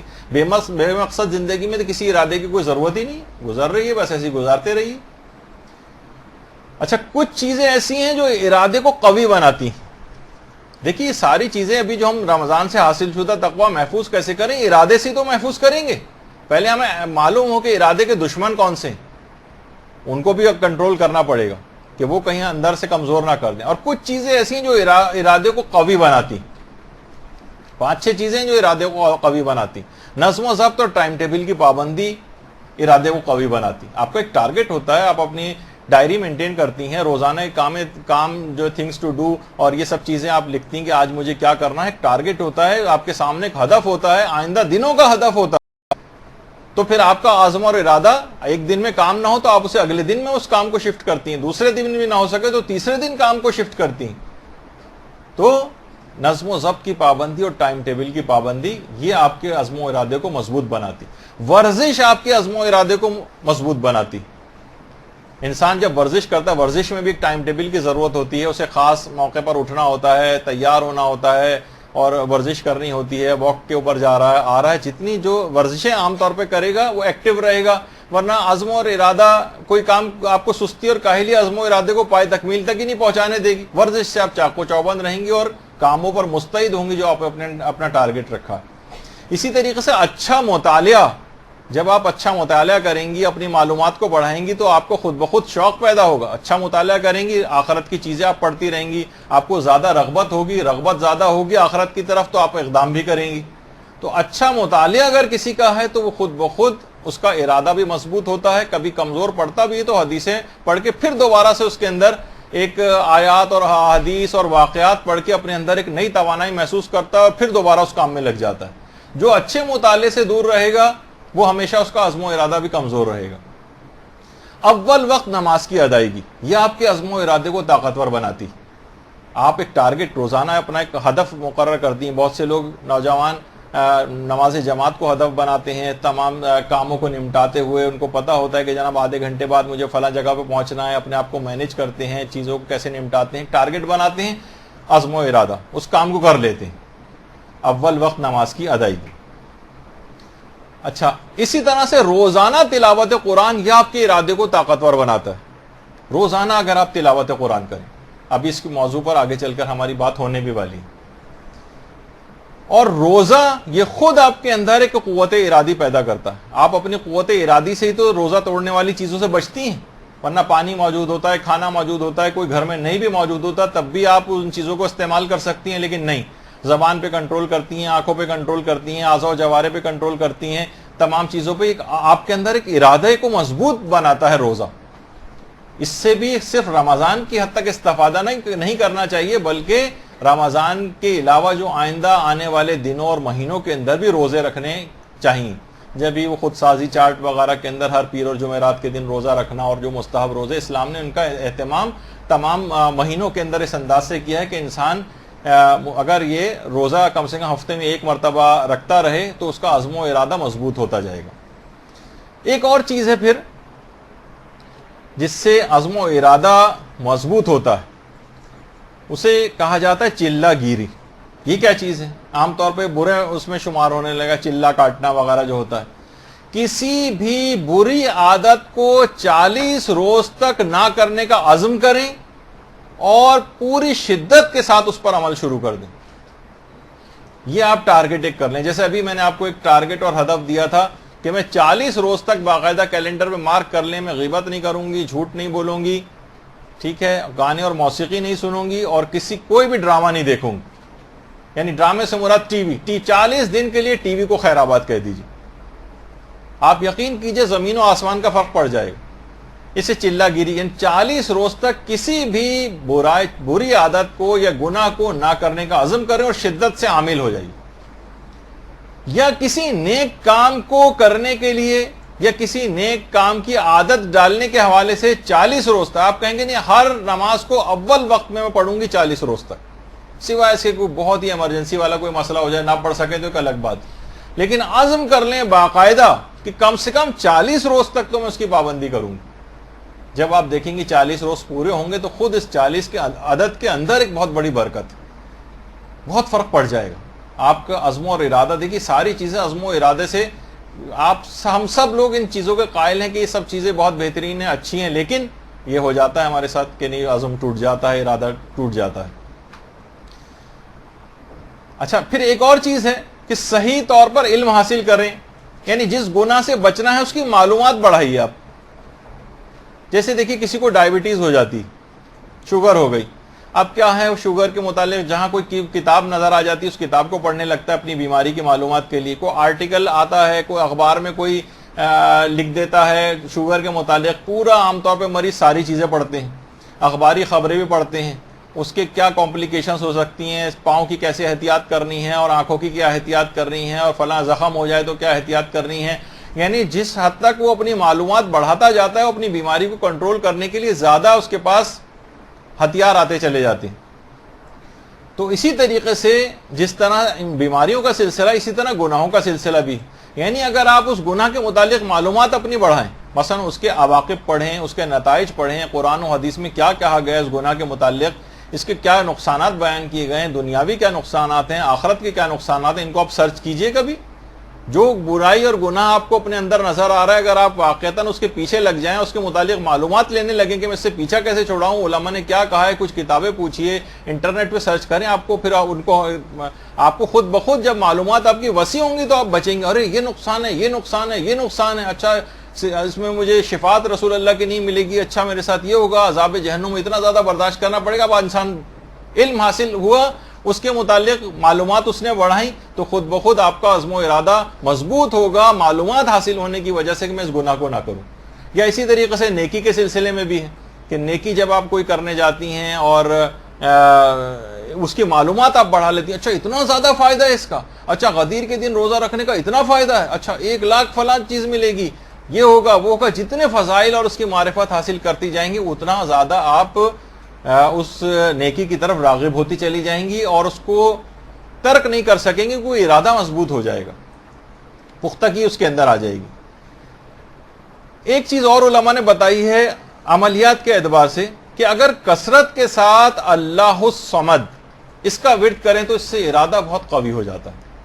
اللہ الصمد کثرت کے ساتھ ایک یہ ہے طریقہ، اور ارادے کی مضبوطی کے لیے ایک عمل علماء نے یہ بھی بتایا ہے کہ 14 روز تک 110 مرتبہ یا مریدو یا فعالو یا قویو، اس میں مد ہٹا دیجئے، صرف تشدید ہے، یا فعالو یا قویو، یہ 14 روز تک اگر 110 مرتبہ پڑھا جائے، یعنی پورا یہ جو جملہ ہے ایک ساتھ 110 مرتبہ پڑھا جائے تو اس سے مجرب بہت یہ ہے کہ اس سے ارادہ بڑا قوی ہو جاتا ہے، بڑا تجربہ شدہ ہے۔ وہ تمام افراد دیکھیے جو جس میں ہم سبھی شامل ہیں، کوئی اور طریقہ کار بتاتے ہیں تو وہ لوگ کہتے ہیں بھائی اس کام کو کرنے کے لیے تو خود بڑا ارادہ چاہیے، تو اذکار اور دعائیں ایسی ہیں جو بہت آسانی کے ساتھ بہت سے مسئلے حل کر دیتی، اس میں آسانی کتنی، صرف 14 روز تک ہے اور 110 مرتبہ ہے، اور کسی بھی گناہ کو دماغ میں ٹارگٹ بنائیں جو آپ سے نہیں چھوٹ رہا ہے، کوئی نیکی جو آپ سے باوجود کوشش انجام نہیں پا رہی ہے، مثلا نماز شب نہیں پڑھ پا رہے ہیں، اس کے لیے 110 مرتبہ روزانہ 14 روز تک اس ذکر کو پڑھیں، یہ بڑا مجرب ہے۔ اور ایک علماء نے ایک چیز اور بھی بتائی ہے، وہ ہے نماز فجر کے بعد سورہ یاسین کی تلاوت روزانہ، یہ ارادے کو بہت قوی بنانے والی چیزوں میں سے۔ تو یہ ساری چیزیں ایسی ہیں، دیکھیے کہ جو آپ کو ماہ رمضان سے حاصل شدہ تقویٰ کیسے محفوظ کریں، جبکہ سارے اعمال انجام دیں گے جو آپ کے سامنے ہیں، اور اس کو تقوی کو محفوظ کرنے کے لیے جو عزم و ارادہ چاہیے وہ ان چیزوں سے حاصل ہوگا۔ اور یہ جو خاص طور پہ پھر اس کا ذکر کروں گا گانے اور موسیقی سے بچنے کا، یہ انسانی عزم و ارادے کو امام خمینی فرماتے ہیں کہ اس سے زیادہ کمزور کرنے والی کوئی چیز ہے ہی نہیں جتنا گانے اور موسیقی ہے، جس سے انسانی عزم و ارادہ بہت کمزور ہوتا ہے، چاہے آپ اسے توجہ سے سنیں یا ویسے ہی گھر میں جو مسلسل ٹی وی کے اندر موسیقی کی آواز آتی جا تو رہی ہوتی ہے آپ کے اندر، تو اس کو بھی کسی طور پر گھر میں جہاں تک بھی ممکن ہو کنٹرول کرنے کی کوشش کریں۔ تو اچھا، اب جو لوگ موسیقی اور گانوں کے عادی ہو گئے، وہ کہتے ہیں بھائی ہم سے چھوٹتے نہیں، کیا کریں؟ اس کے لیے بھی علماء نے ایک طریقہ بتایا ہے، اور یہ والدین بھی اپنی اولاد کے لیے کر سکتے ہیں۔ سورہ دہر جو ہے، یہ سورہ حل اتی جسے کہا جاتا ہے، سورہ انسان بھی کہا جاتا ہے، وہ روزانہ 5 مرتبہ پڑھنا گانے اور موسیقی سے بچنے کے لیے بڑا مجرب بتایا گیا ہے۔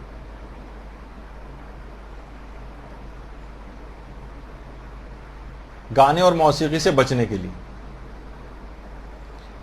تو بہرحال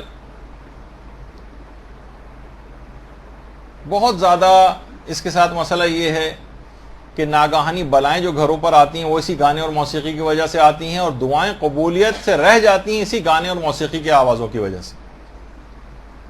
تو ان 4 گناہوں کو آپ نے، جن کا بھی آپ نے سنا کہ ان سے علل خصوص اپنا پیچھا لازمی طور پر اس رمضان میں چھڑا لیجئے، اس سے بہتر موقع کوئی آپ کے پاس آنے والا نہیں۔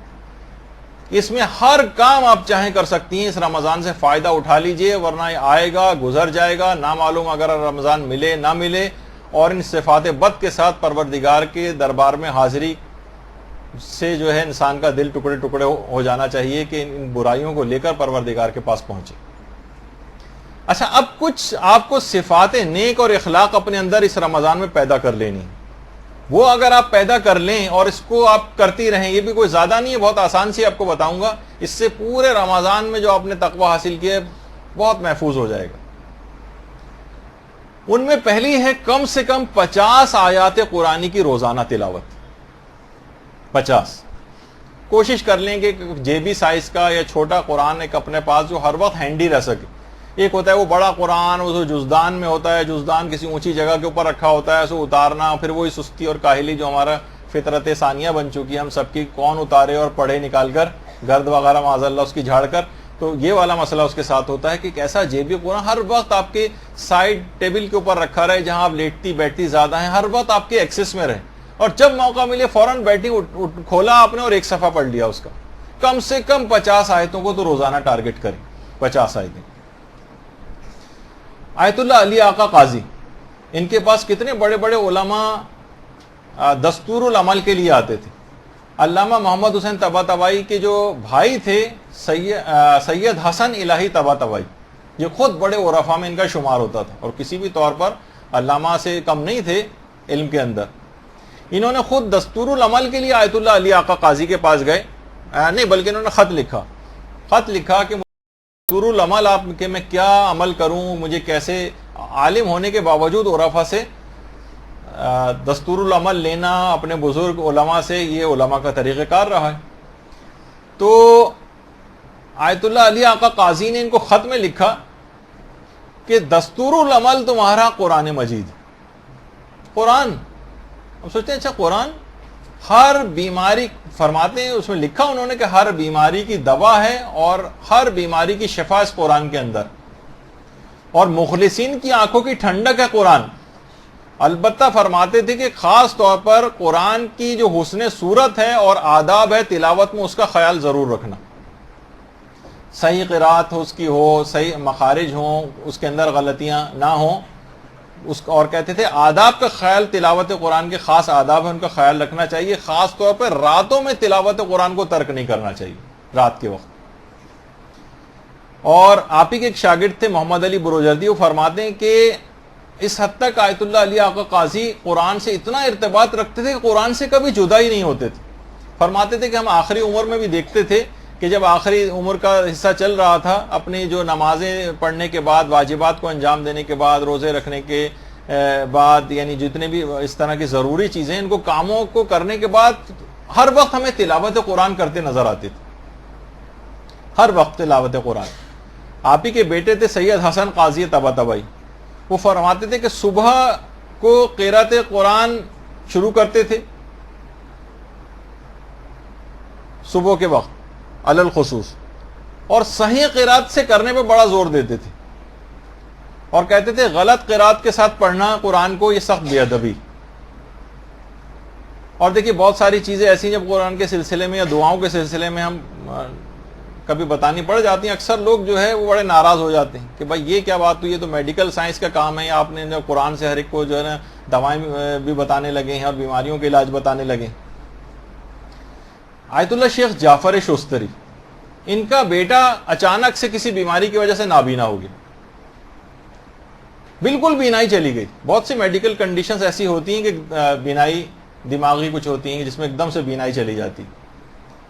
آیت اللہ شیخ جعفر شستری نے کہا اس کو میرے پاس لے آؤ، چہرے پر ہاتھ رکھا بیٹے کے اور سورہ الحمد پڑھنی شروع کی۔ بچہ کہتا ہے جیسے جیسے سورہ الحمد آگے بڑھتی جا رہی تھی میری بینائی واپس آ رہی تھی، یہاں تک کہ علیہم ولا الضالین پہ جب سورہ ختم ہوا مکمل بینائی واپس آ گئی۔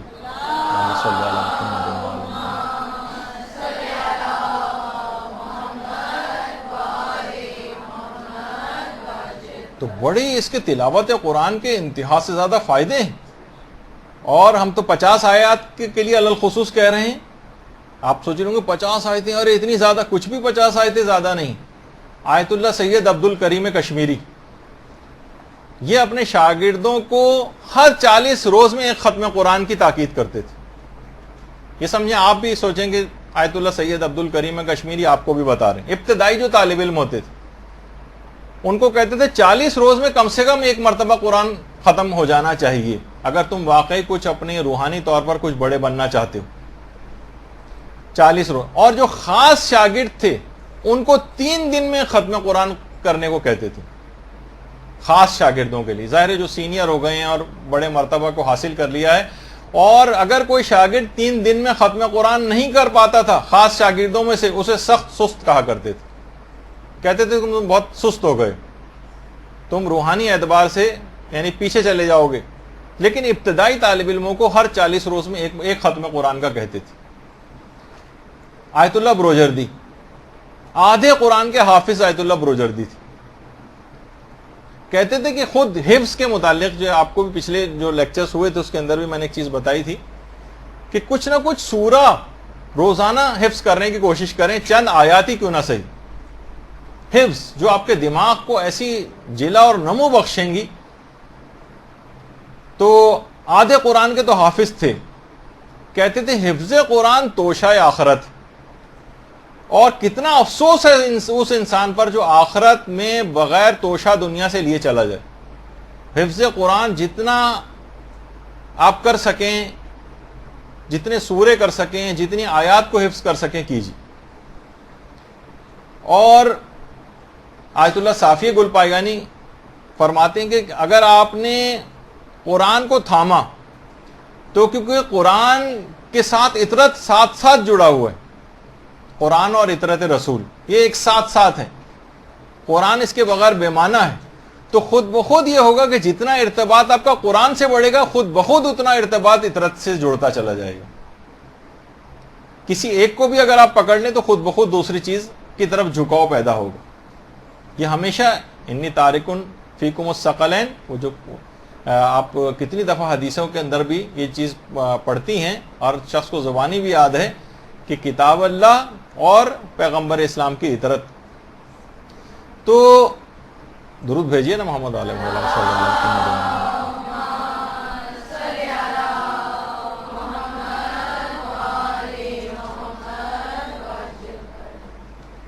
تو جتنا اس سے ارتباط آپ کا بڑھتا چلا جائے گا، فرماتے تھے کہ اتنا ہی محمد و آل محمد علیہ السلام سے بھی ارتباط بڑھے گا. اور ایک شکایت ہے جو کہ آیت اللہ حسن زادہ عاملینی بہت سادہ زندگی گزارتے ہیں. یہ اپنے کسی جگہ جانے کے لیے بس کا انتظار کر رہے ہیں. آیت اللہ حسن زادہ عاملی فرماتے نہ جانے کتنے لوگ میں نے ایسے دیکھے ہیں جن کو اتنے اشعار یاد ہوتی ہیں اور پورے پورے دیوان یاد ہوتے ہیں. موقع المحل کی مناسبت سے لوگ شعر سناتے ہیں، شعراء کا کلام سناتے ہیں، اقوال سناتے ہیں لوگوں کے. ہم نے فرماتے ہیں ہم نے نہیں دیکھا کوئی برمحل قرآن کی آیت پڑھ رہا ہو، کوئی برمحل موقع محل کی مناسبت سے کوئی حدیث پیغمبر کو یا معصوم کی حدیث کو پیش کر رہا ہو، کوئی موقع محل کی مناسبت سے علماء کے اقوال کو نقل کر رہا ہو. کاش لوگ فرماتے ہیں جتنا شعراء اور ان کے کلام سے عشق کرتے ہیں کاش قرآن و حدیث سے بھی کرتے. دیکھیے لوگ بچوں کو پڑھنے کے لیے، پڑھائی کے لیے کتنا زیادہ کوششیں کرتے ہیں. کاش ان کے دین اخلاق کے لحاظ سے قرآن سے ارتباط بڑھانے کے لیے کچھ کوششیں کرتے. دیکھیے جس سے پہلے ذکر ہوا کہ قرآن براہ راست بچوں کے، جو بھی شخص پڑھ رہا ہوتا ہے، الخصوص جب ہم بچوں کی بات کریں، دماغ پر اثر انداز ہوتا ہے. اور اس حد تک ہوتا ہے اثر انداز، اور صرف انسانی دماغ پر ہی نہیں بلکہ ایک تجربہ کیا گیا ترکی میں ایک یونیورسٹی کے اندر. یہ دیکھیے یہ چیزیں یہاں پر پیش نہیں کی جاتی ہیں، ہوتی ہیں تو بہت چھوٹی خبریں لگتی ہیں.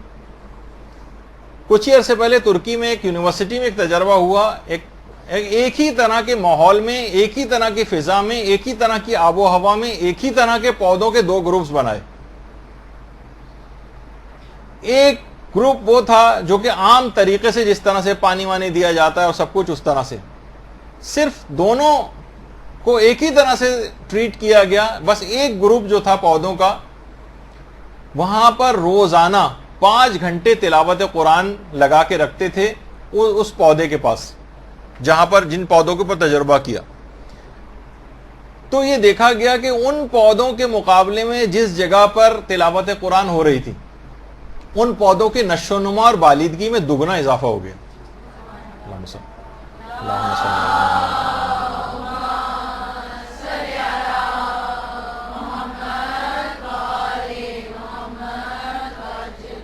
وہ جو عام پودے تھے بالکل جو ایک گروپ کے تھے، ان کی لمبائی 13 سینٹی میٹر تھی رہی اس کے بعد، اور جو دوسری جس میں تلاوت قرآن لگائی گئی تھی ان کی 20 سینٹی میٹر تک ان کی جو ہے لمبائی ہو گئی ان کے پتوں کی.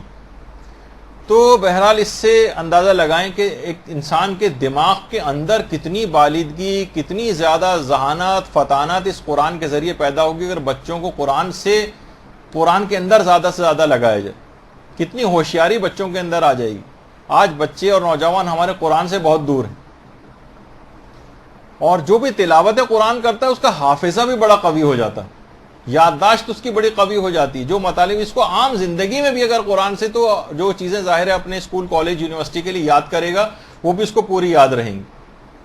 اور آیت اللہ حسن زادہ عاملی یہ بھی فرماتے ہیں کہ ویسے تو پورا قرآن ہی انسان کی یادداشت پر مثبت اثر انداز ہوتا ہے، یادداشت بہت قوی ہوتی ہے، لیکن علل خصوص آیت الکرسی جو ہے اس کی تلاوت روزانہ کرنے سے تو بہت ہی زیادہ، یعنی پورے قرآن میں بھی سب سے زیادہ سمجھیں کہ وہ آیت الکرسی ہے جو کہ حافظے کے اوپر اثر انداز ہوتی. آیت اللہ فاضل لنکرانی یہ خود فرماتے ہیں کہ ہم دیکھتے تھے کہ آیت اللہ بروجردی جو تھے، آیت اللہ حسین بروجردی، ان کا حافظہ بڑا قوی تھا، بلکہ کہتے ہیں کہ عجائب روزگار میں سے تھا، یعنی ایکسیپشنل، معجزانہ جسے کہا جائے ایسا حافظہ تھا. خود فرماتے ہیں کہ ایک دفعہ میں خود آیت اللہ فاضل لنکرانی کہہ رہے ہیں میرے ساتھ جو مرزا حسن نوری تھے اور جعفر احمدی جو کہ خود داماد تھے آیت اللہ بروجردی کے، وہ میرے ساتھ تھے، اور سید محمد حسن جو کہ بیٹے تھے آیت اللہ بروجردی کے وہ بھی ساتھ تھے. ہم سب آیت اللہ بروجردی کے پاس گئے، جو سیدھے ہاتھ پہ ہیں وہ ہیں آیت اللہ بروجردی. آیت اللہ بروجردی کے پاس گئے تو آیت اللہ بروجردی کے پاس تمام علم رجال اور تمام اسناد حدیث اپنے پاس اشاریوں میں انہوں نے کوڈ ورڈز کے اندر لکھے ہوئے تھے. کہہ رہے کسی بات چیت کے اندر کسی راوی کی تفصیل میں 45 منٹ تک آیت اللہ برجردی نے ایک مفصل واقعہ سنایا کسی راوی کے حالات پر، 45 منٹ، پونے گھنٹے تک، اور کہنے لگے کہ یہ واقعہ میں نے فلاں کتاب سے آج سے 42 سال پہلے پڑھا تھا۔ کہہ رہے ہم لوگ حیران رہ گئے، کسی شخص نے 42 سال پہلے کسی کتاب میں اس واقعے کو پڑھا ہو اور 45 منٹ تک اس مفصل اس واقعے کو بیان کیا انہوں نے، تو تمام جزئیات کے ساتھ، کہ ہم لوگ حیران رہ گئے۔ اور ہم دیکھتے تھے آیت اللہ سید حسین موسوی کرمانی یہ فرماتے تھے کہ آیت اللہ بروجردی خود کہتے تھے کہ میرا حافظہ بچپن سے بہت قوی، تلاوت قرآن بے تحاشا، ابھی میں آپ کو بات سناتا ہوں آگے کہ تلاوت قرآن کرنے کے بے تحاشا حافظہ قوی تھا۔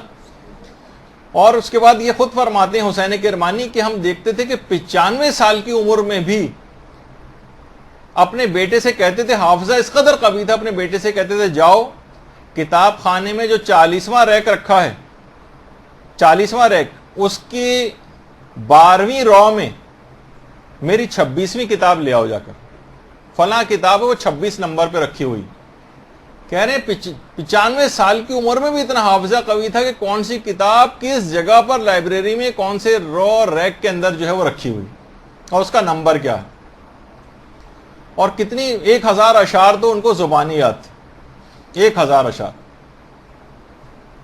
اور حجت الاسلام علی دوانی وہ خود فرماتے ہیں کہ آیت اللہ بروجردی اذان صبح سے 2 گھنٹہ پہلے اٹھ جاتے تھے، اذان صبح سے وضو کرتے تھے، پھر تلاوت قرآن کے اندر مصروف ہو جاتے تھے، پھر اس کے بعد پھر مطالعہ کرتے تھے، پھر فجر کی نماز کا وقت ہو جاتا تھا، پھر تعقیبات نماز پڑھتے تھے، اور تعقیبات نماز کے بعد پھر دوبارہ تلاوت قرآن کے اندر مشغول ہو جاتے تھے، اور اس کے بعد حتیٰ کہ وضو سے پہلے تلاوت قرآن کرتے تھے، وضو کے بعد تلاوت قرآن کرتے تھے، وضو کے درمیان بھی مسلسل آیات قرآنی کی تلاوت کرتے تھے۔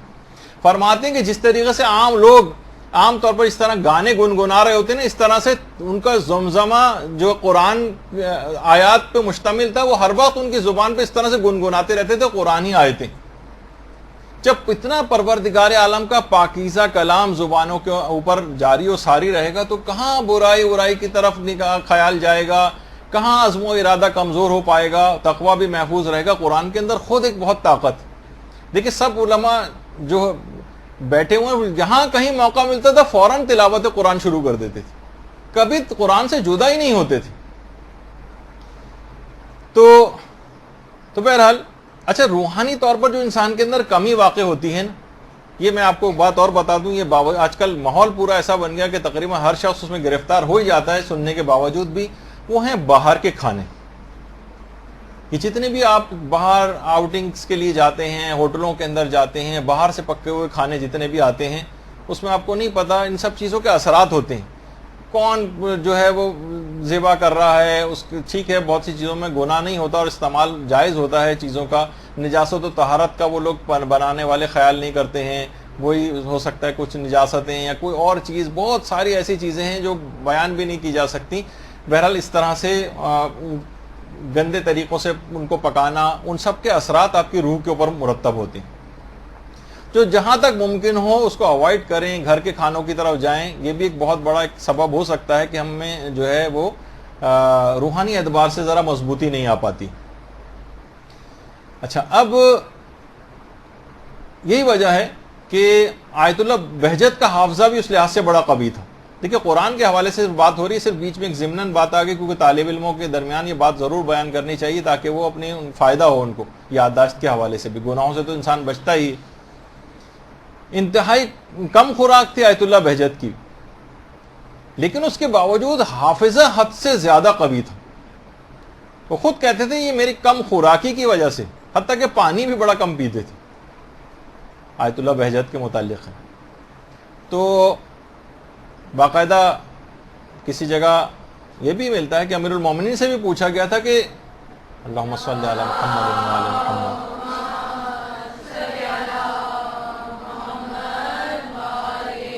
کہ اتنی کم خوراکی کے باوجود آپ اتنے قوی کیسے ہیں؟ یعنی اتنے جنگوں میں امیر المومنین کی شجاعت اور بہادری اور ان کی طاقت اور درہ خیبر کو اکھاڑنا اور یہ سب کچھ، یہ سب چیزیں اتنی کم خوراکی کے بعد تو ملتا ہے کہ اس کی وجہ یہی بتائی گئی کہ جس طریقے سے وہ درخت جو ریگستانوں میں ہوتے ہیں وہ کم خوراکی کے باوجود انتہائی مضبوط ہوتے ہیں، اور جو بالکل دریا کے کنارے خوب سیراب بھی ہو رہے ہوتے ہیں وہ درخت بہت کمزور ہوتے ہیں۔ تو بہرحال دیکھیں، جن لوگوں نے بھی قرآن سے استفادہ کیا ہے، قرآن کی خصوصیت ہے کہ فائدہ ضرور پہنچاتی۔ آج کل تو خیر ایسا نہیں ہوتا، ہم دیکھتے ہیں کیونکہ اور بہت ساری چیزیں ایسی ہیں جو ہم حرام کام کر رہے ہوتے ہیں جس کی وجہ سے اثر پذیری کم ہو جاتی ہے۔ ایک اور چیز ہے جو آیت اللہ بہجت نے خاص طور پر ذکر کی حافظے کے حوالے سے، وہ ایک دعا ہے جو کہ مستدرک الوسائل میں بھی ہے اور امیر المومنین نے پیغمبر اسلام سے روایت کی۔ اللہم صلی علی محمد وعلی آل محمد۔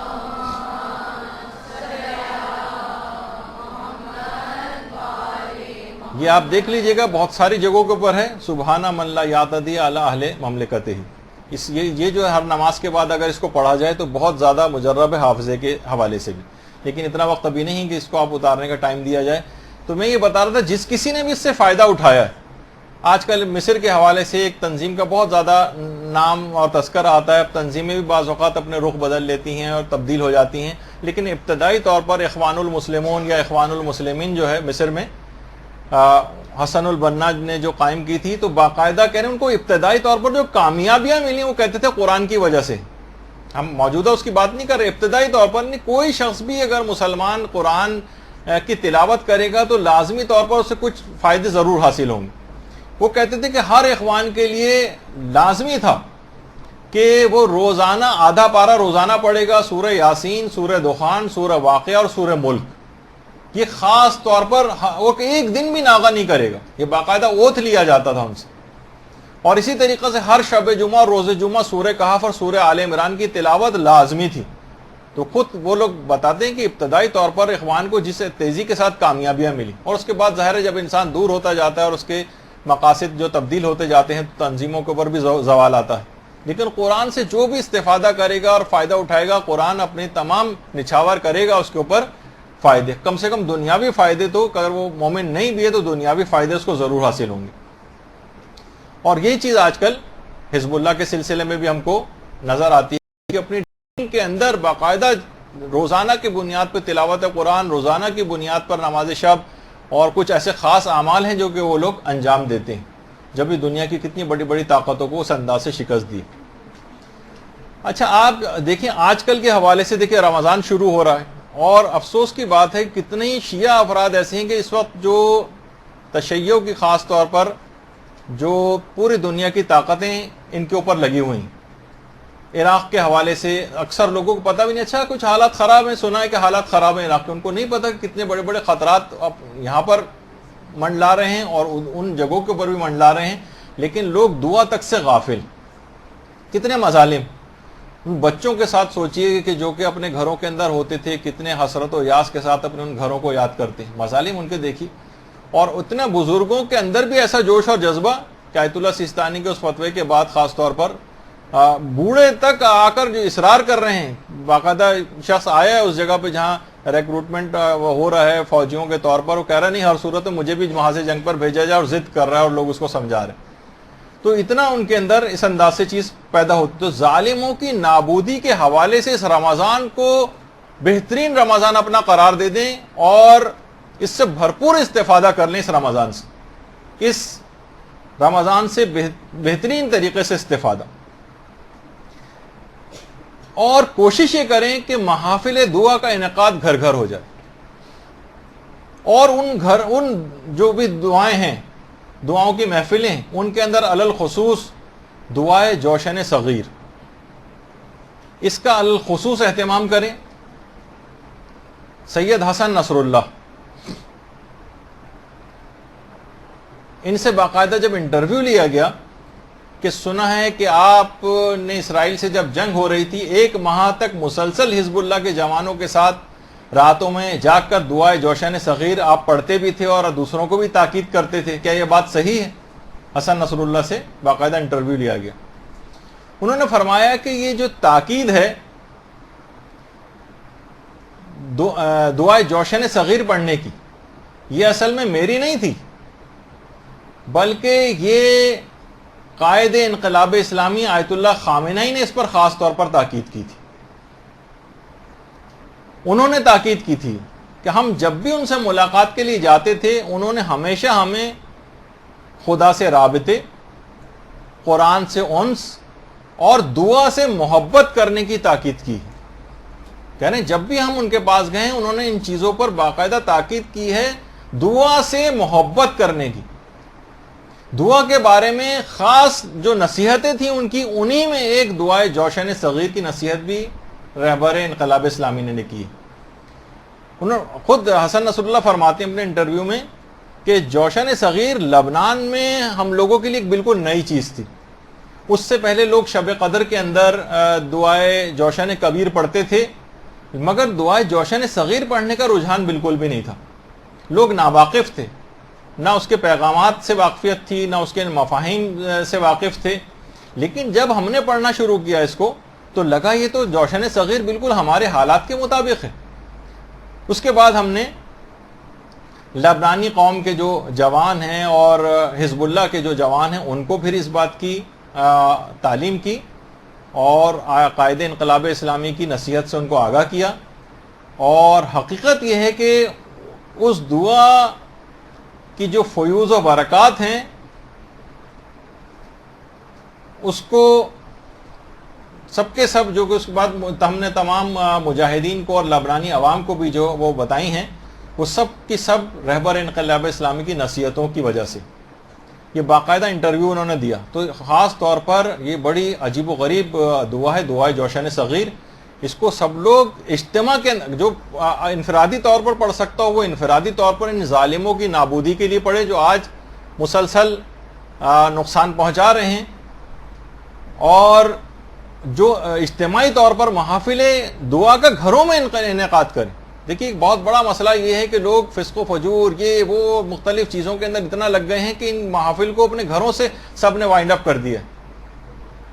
اور باقی اور کسی چیز میں بھی مہندیوں، مانجوں اور مختلف تقریبات اور سالگرہوں اور آؤٹنگز، اس کے اندر کوئی کمی نہیں. کمی ہو رہی ہے تو صرف اس کے اندر ہو رہی. اور تھوڑا سا بھی اگر خرچہ کرنا پڑ جائے تو لوگ فوراً کیلکولیٹر لے کے بیٹھ جاتے ہیں کہ کتنا خرچہ ہو جائے گا اگر اتنے لوگوں کو بلایا. خیر تو اب یہ تمام چیزیں ایسی ہیں کہ دیکھیے روایت میں یہ بات آئی ہے کہ دعائے جوشن صغیر کو اگر خالص نیت سے ماہ رمضان کی ابتدائی دنوں کے اندر پڑھا جائے، ابھی آنے والے ہیں چند دن بعد، اگر خالص نیت سے دعائے جوشن صغیر کو ماہ مبارک رمضان کے ابتدائی دنوں میں پڑھا جائے تو اسے لیلۃ القدر کا ثواب عطا کیا جاتا ہے. لیلۃ القدر تو آخری عشرے میں آئے گی، پہلے عشرے ہی کے اندر لیلۃ القدر کا ثواب لینے کے لیے دعائے جوشن صغیر خالص نیت کے ساتھ پڑھی جائے. اور علماء فرماتے ہیں کہ معتبر جو کتابیں ہیں ان میں دعائے جوشن صغیر کا ذکر دعائے جوشن کبیر سے زیادہ آیا ہے. باقاعدہ علامہ کفمی نے جو بلد الامین کتاب ہے اس کے اندر اس کو لکھا ہے، اور ابن طاؤس جو ہیں انہوں نے محج الدعوات میں اس کو لکھا ہے. باقاعدہ نقل بھی کیا جاتا ہے کہ جب ہادی عباسی نے امام موسیٰ کاظم علیہ الصلوۃ والسلام کو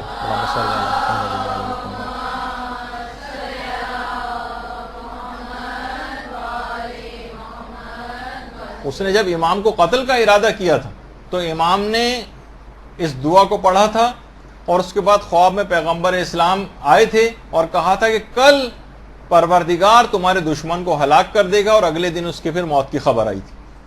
تو یہ آپ ان تمام دشمنوں کی نابودی کے لیے اس دعائے جوشن صغیر کو الخصوص ماہ رمضان کے ابتدائی دنوں میں بھی کوشش کریں جتنا زیادہ ہو سکے گھروں میں اپنے لوگوں کو سے ہیلپ لیں. ایک تھوڑے کچھ ہی عرصے پہلے حزب اللہ نے باقاعدہ اسرائیل کو اس دعائے جوشن صغیر کے ذریعے شکست دی ہے. انہوں نے کہا کہ ہم نے پورے 1 مہینے تک حزب اللہ کے جوانوں کے ساتھ راتوں میں جاگ کر دعائے جوشن صغیر پڑھی ہے اور اس کے بعد شکست دی ہے.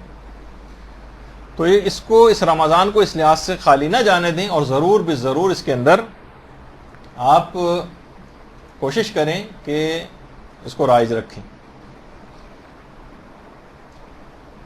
محافل دعا کا انعقاد گھر گھر ہونا چاہیے، اور انفرادی طور پر بھی اجتماعی طور پر بھی. اور کوشش کریں کہ اگر ایک ہی گھر کے اندر ممکن نہیں تو الگ الگ گھروں کے اندر بھی اس کا انعقاد کریں اور دوسروں تک پیغام پہنچائیں کہ زیادہ سے زیادہ دعا جوشان صغیر پڑھنا شروع کریں لوگ. اور آیت اللہ ناصر مکارم شیرازی فرماتے ہیں کہ اس حد تک کہ تمام فقہا نے کفن پر دعائے جوشن کبیر اور صغیر دونوں لکھنے کی بڑی تاکید کی. کہنے تمام فقہا نے اس کے استحباب کا فتویٰ دیا. تو قوم کو ہر لحاظ سے دیکھیے ضرورت ہوتی ہے, علم کے لحاظ سے بھی ضرورت ہوتی ہے, وسائل کے اعتبار سے بھی ضرورت ہوتی ہے, عبادتوں کے لحاظ سے بھی ضرورت ہوتی ہے, دعاؤں کے لحاظ سے بھی ضرورت ہوتی ہے. سب اپنی اپنی جگہ پر ضروری, معاشیات بھی ضروری, پیسہ کمانا بھی ضروری. ورنہ کہاں دیکھیے ابھی حزب اللہ نے شام میں لڑتے ہوئے جو حزب اللہ کے جوان شہید ہوئے ہیں, ہر جوان کے ورثہ کو $50,000 دیں. ہر جوان, یہ سمجھے 50 لاکھ روپے کے برابر ہر جوان کے گھر والوں کو تک پہنچائیں. تو کتنا زیادہ مالی اعتبار سے انسان جب دنیا کمائے گا لیکن آخرت کے لیے کمائے گا تو کسی کو دینے کے قابل ہوگا نا. تو دین کے بہت سارے شعبے ہیں, سب کو ہمیں وہ کرنا ہے, صرف یہ نہیں کہ کسی ایک ہی شعبے کو پکڑ کے بیٹھے رہنا. اچھا, اسی طرح سے دشمنوں کے حوالے سے دعائے سباسب پڑھنے کو بھی اکثر علماء کہتے ہیں, جس کی سند تو اتنی ثابت نہیں ہے لیکن خود دعا کے اندر بڑی طاقت اور مفاہیم ہیں. کہا جاتا ہے کہ روزانہ ایک دفعہ اگر کوئی روزانہ کے بنیاد پہ دعائے سباسب پڑھ لے تو پھر کوئی دشمن نقصان نہیں پہنچا سکتا. اچھا, ایک اور چیز ہے جو امیر المومنین نے نقل کی, اللہم صلی علی محمد و علی محمد,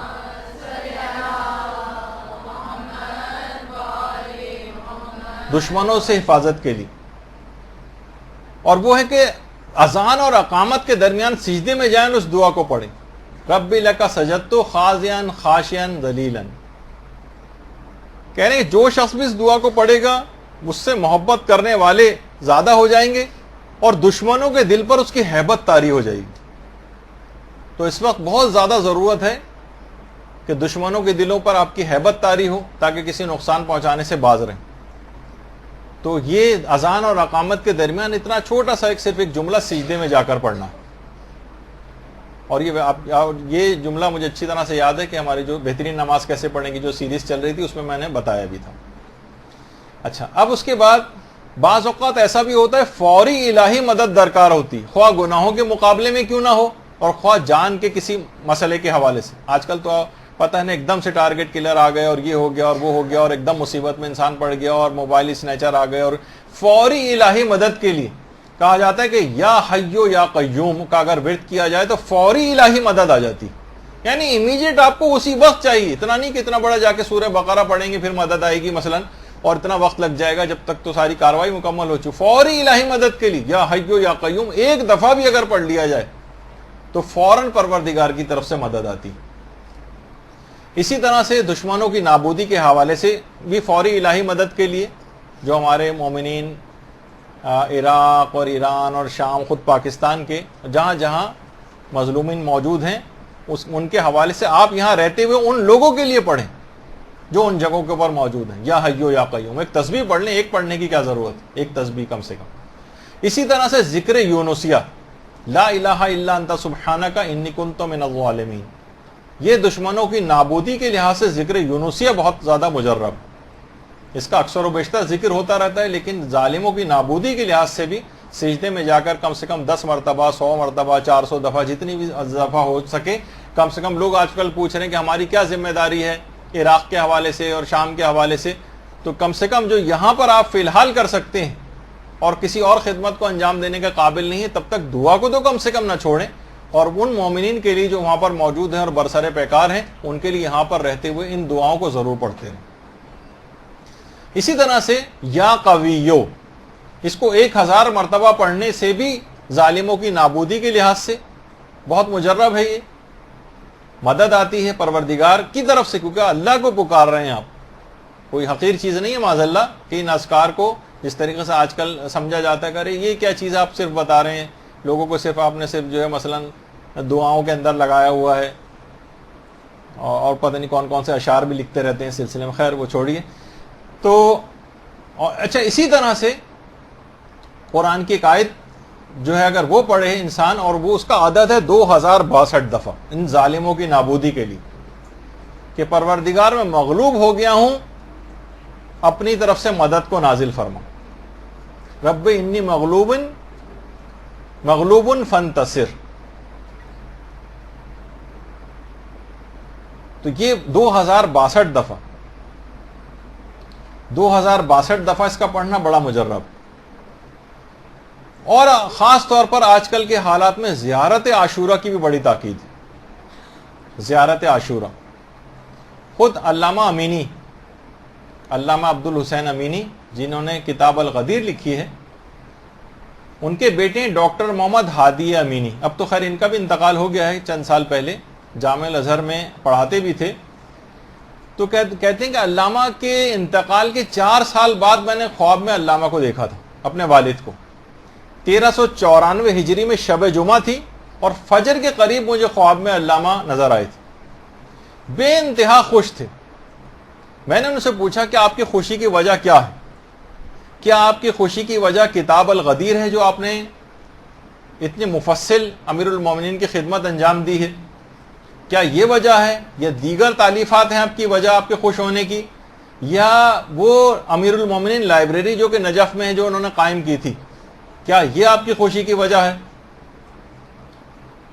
آیت اللہ امینی نے فرمایا میری خوشی کی وجہ زیارت امام حسین علیہ الصلوۃ والسلام.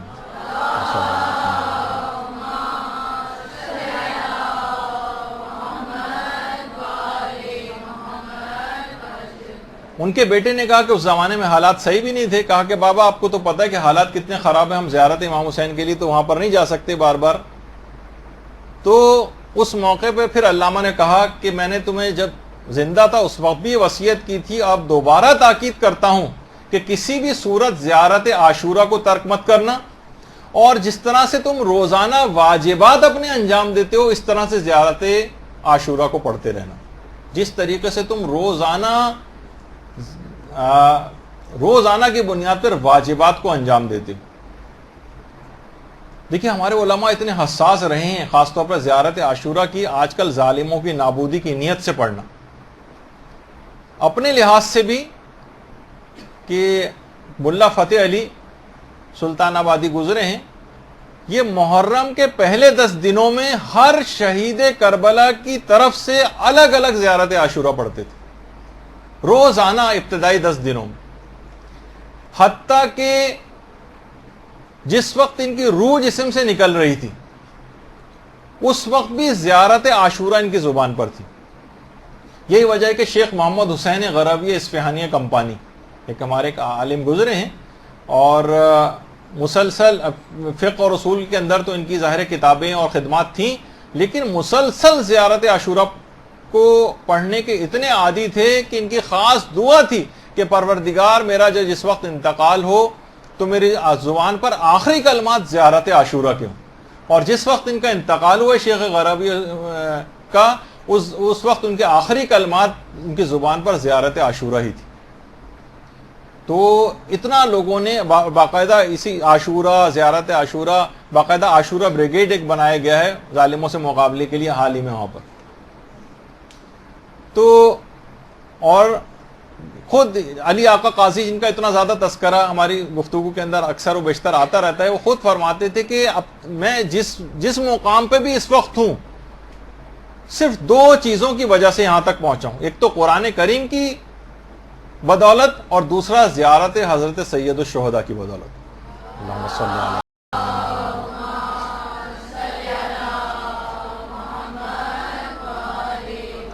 جو مقام بھی مجھے حاصل ہوا ہے ان 2 چیزوں کی وجہ سے حاصل ہوا. دیکھیے ابھی ہم نے کہا 50 آیات تلاوت قرآن روزانہ کرنا، اور ہر وقت قرآن کو اپنے اوڑھنا بچھونا قرار دینا، اور اسی طریقے سے زیارت عاشورہ بھی اگر انسان اس انداز سے کرتا رہے. آیت اللہ سید تقی موسوی اصفہانی جو صاحب مکیال المکارم کہلاتے ہیں، ان کے خادم کے بھائی نے، ان کے خادم تھے، انہوں نے اپنے بھائی کو خواب میں دیکھا جو انتقال کر گئے تھے. دیکھا کہ بہت لباس فاخرانہ پہنے ہوئے ہیں.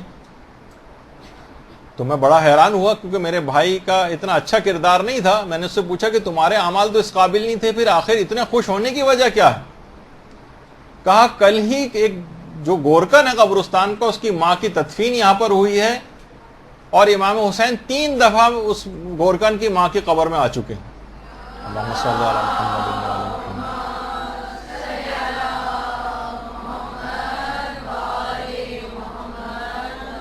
اور اطراف کی جتنی بھی قبریں ہیں، اس گورکن کی ماں کے اطراف کی جتنی بھی قبریں ہیں، ان سب کو امام حسین کی طرف سے لباس فاخرہ عطا کیا گیا. اللہم صلی علی محمد و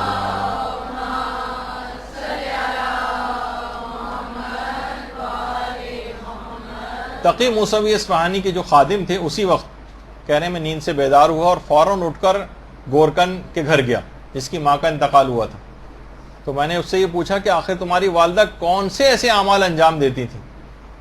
کہا کہ اور تو کوئی مجھے خاص پتہ نہیں، البتہ زیارت عاشورہ روزانہ پابندی کے ساتھ پڑھا کرتی تھی.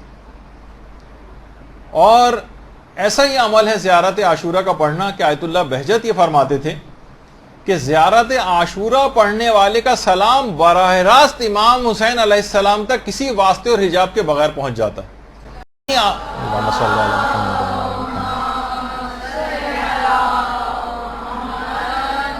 علی محمد. تو دیکھیے ہمارے ساتھ یہی بڑا مسئلہ ہے کہ ان تمام چیزوں کے اوپر عمل پیرا نہیں ہوتے ہیں.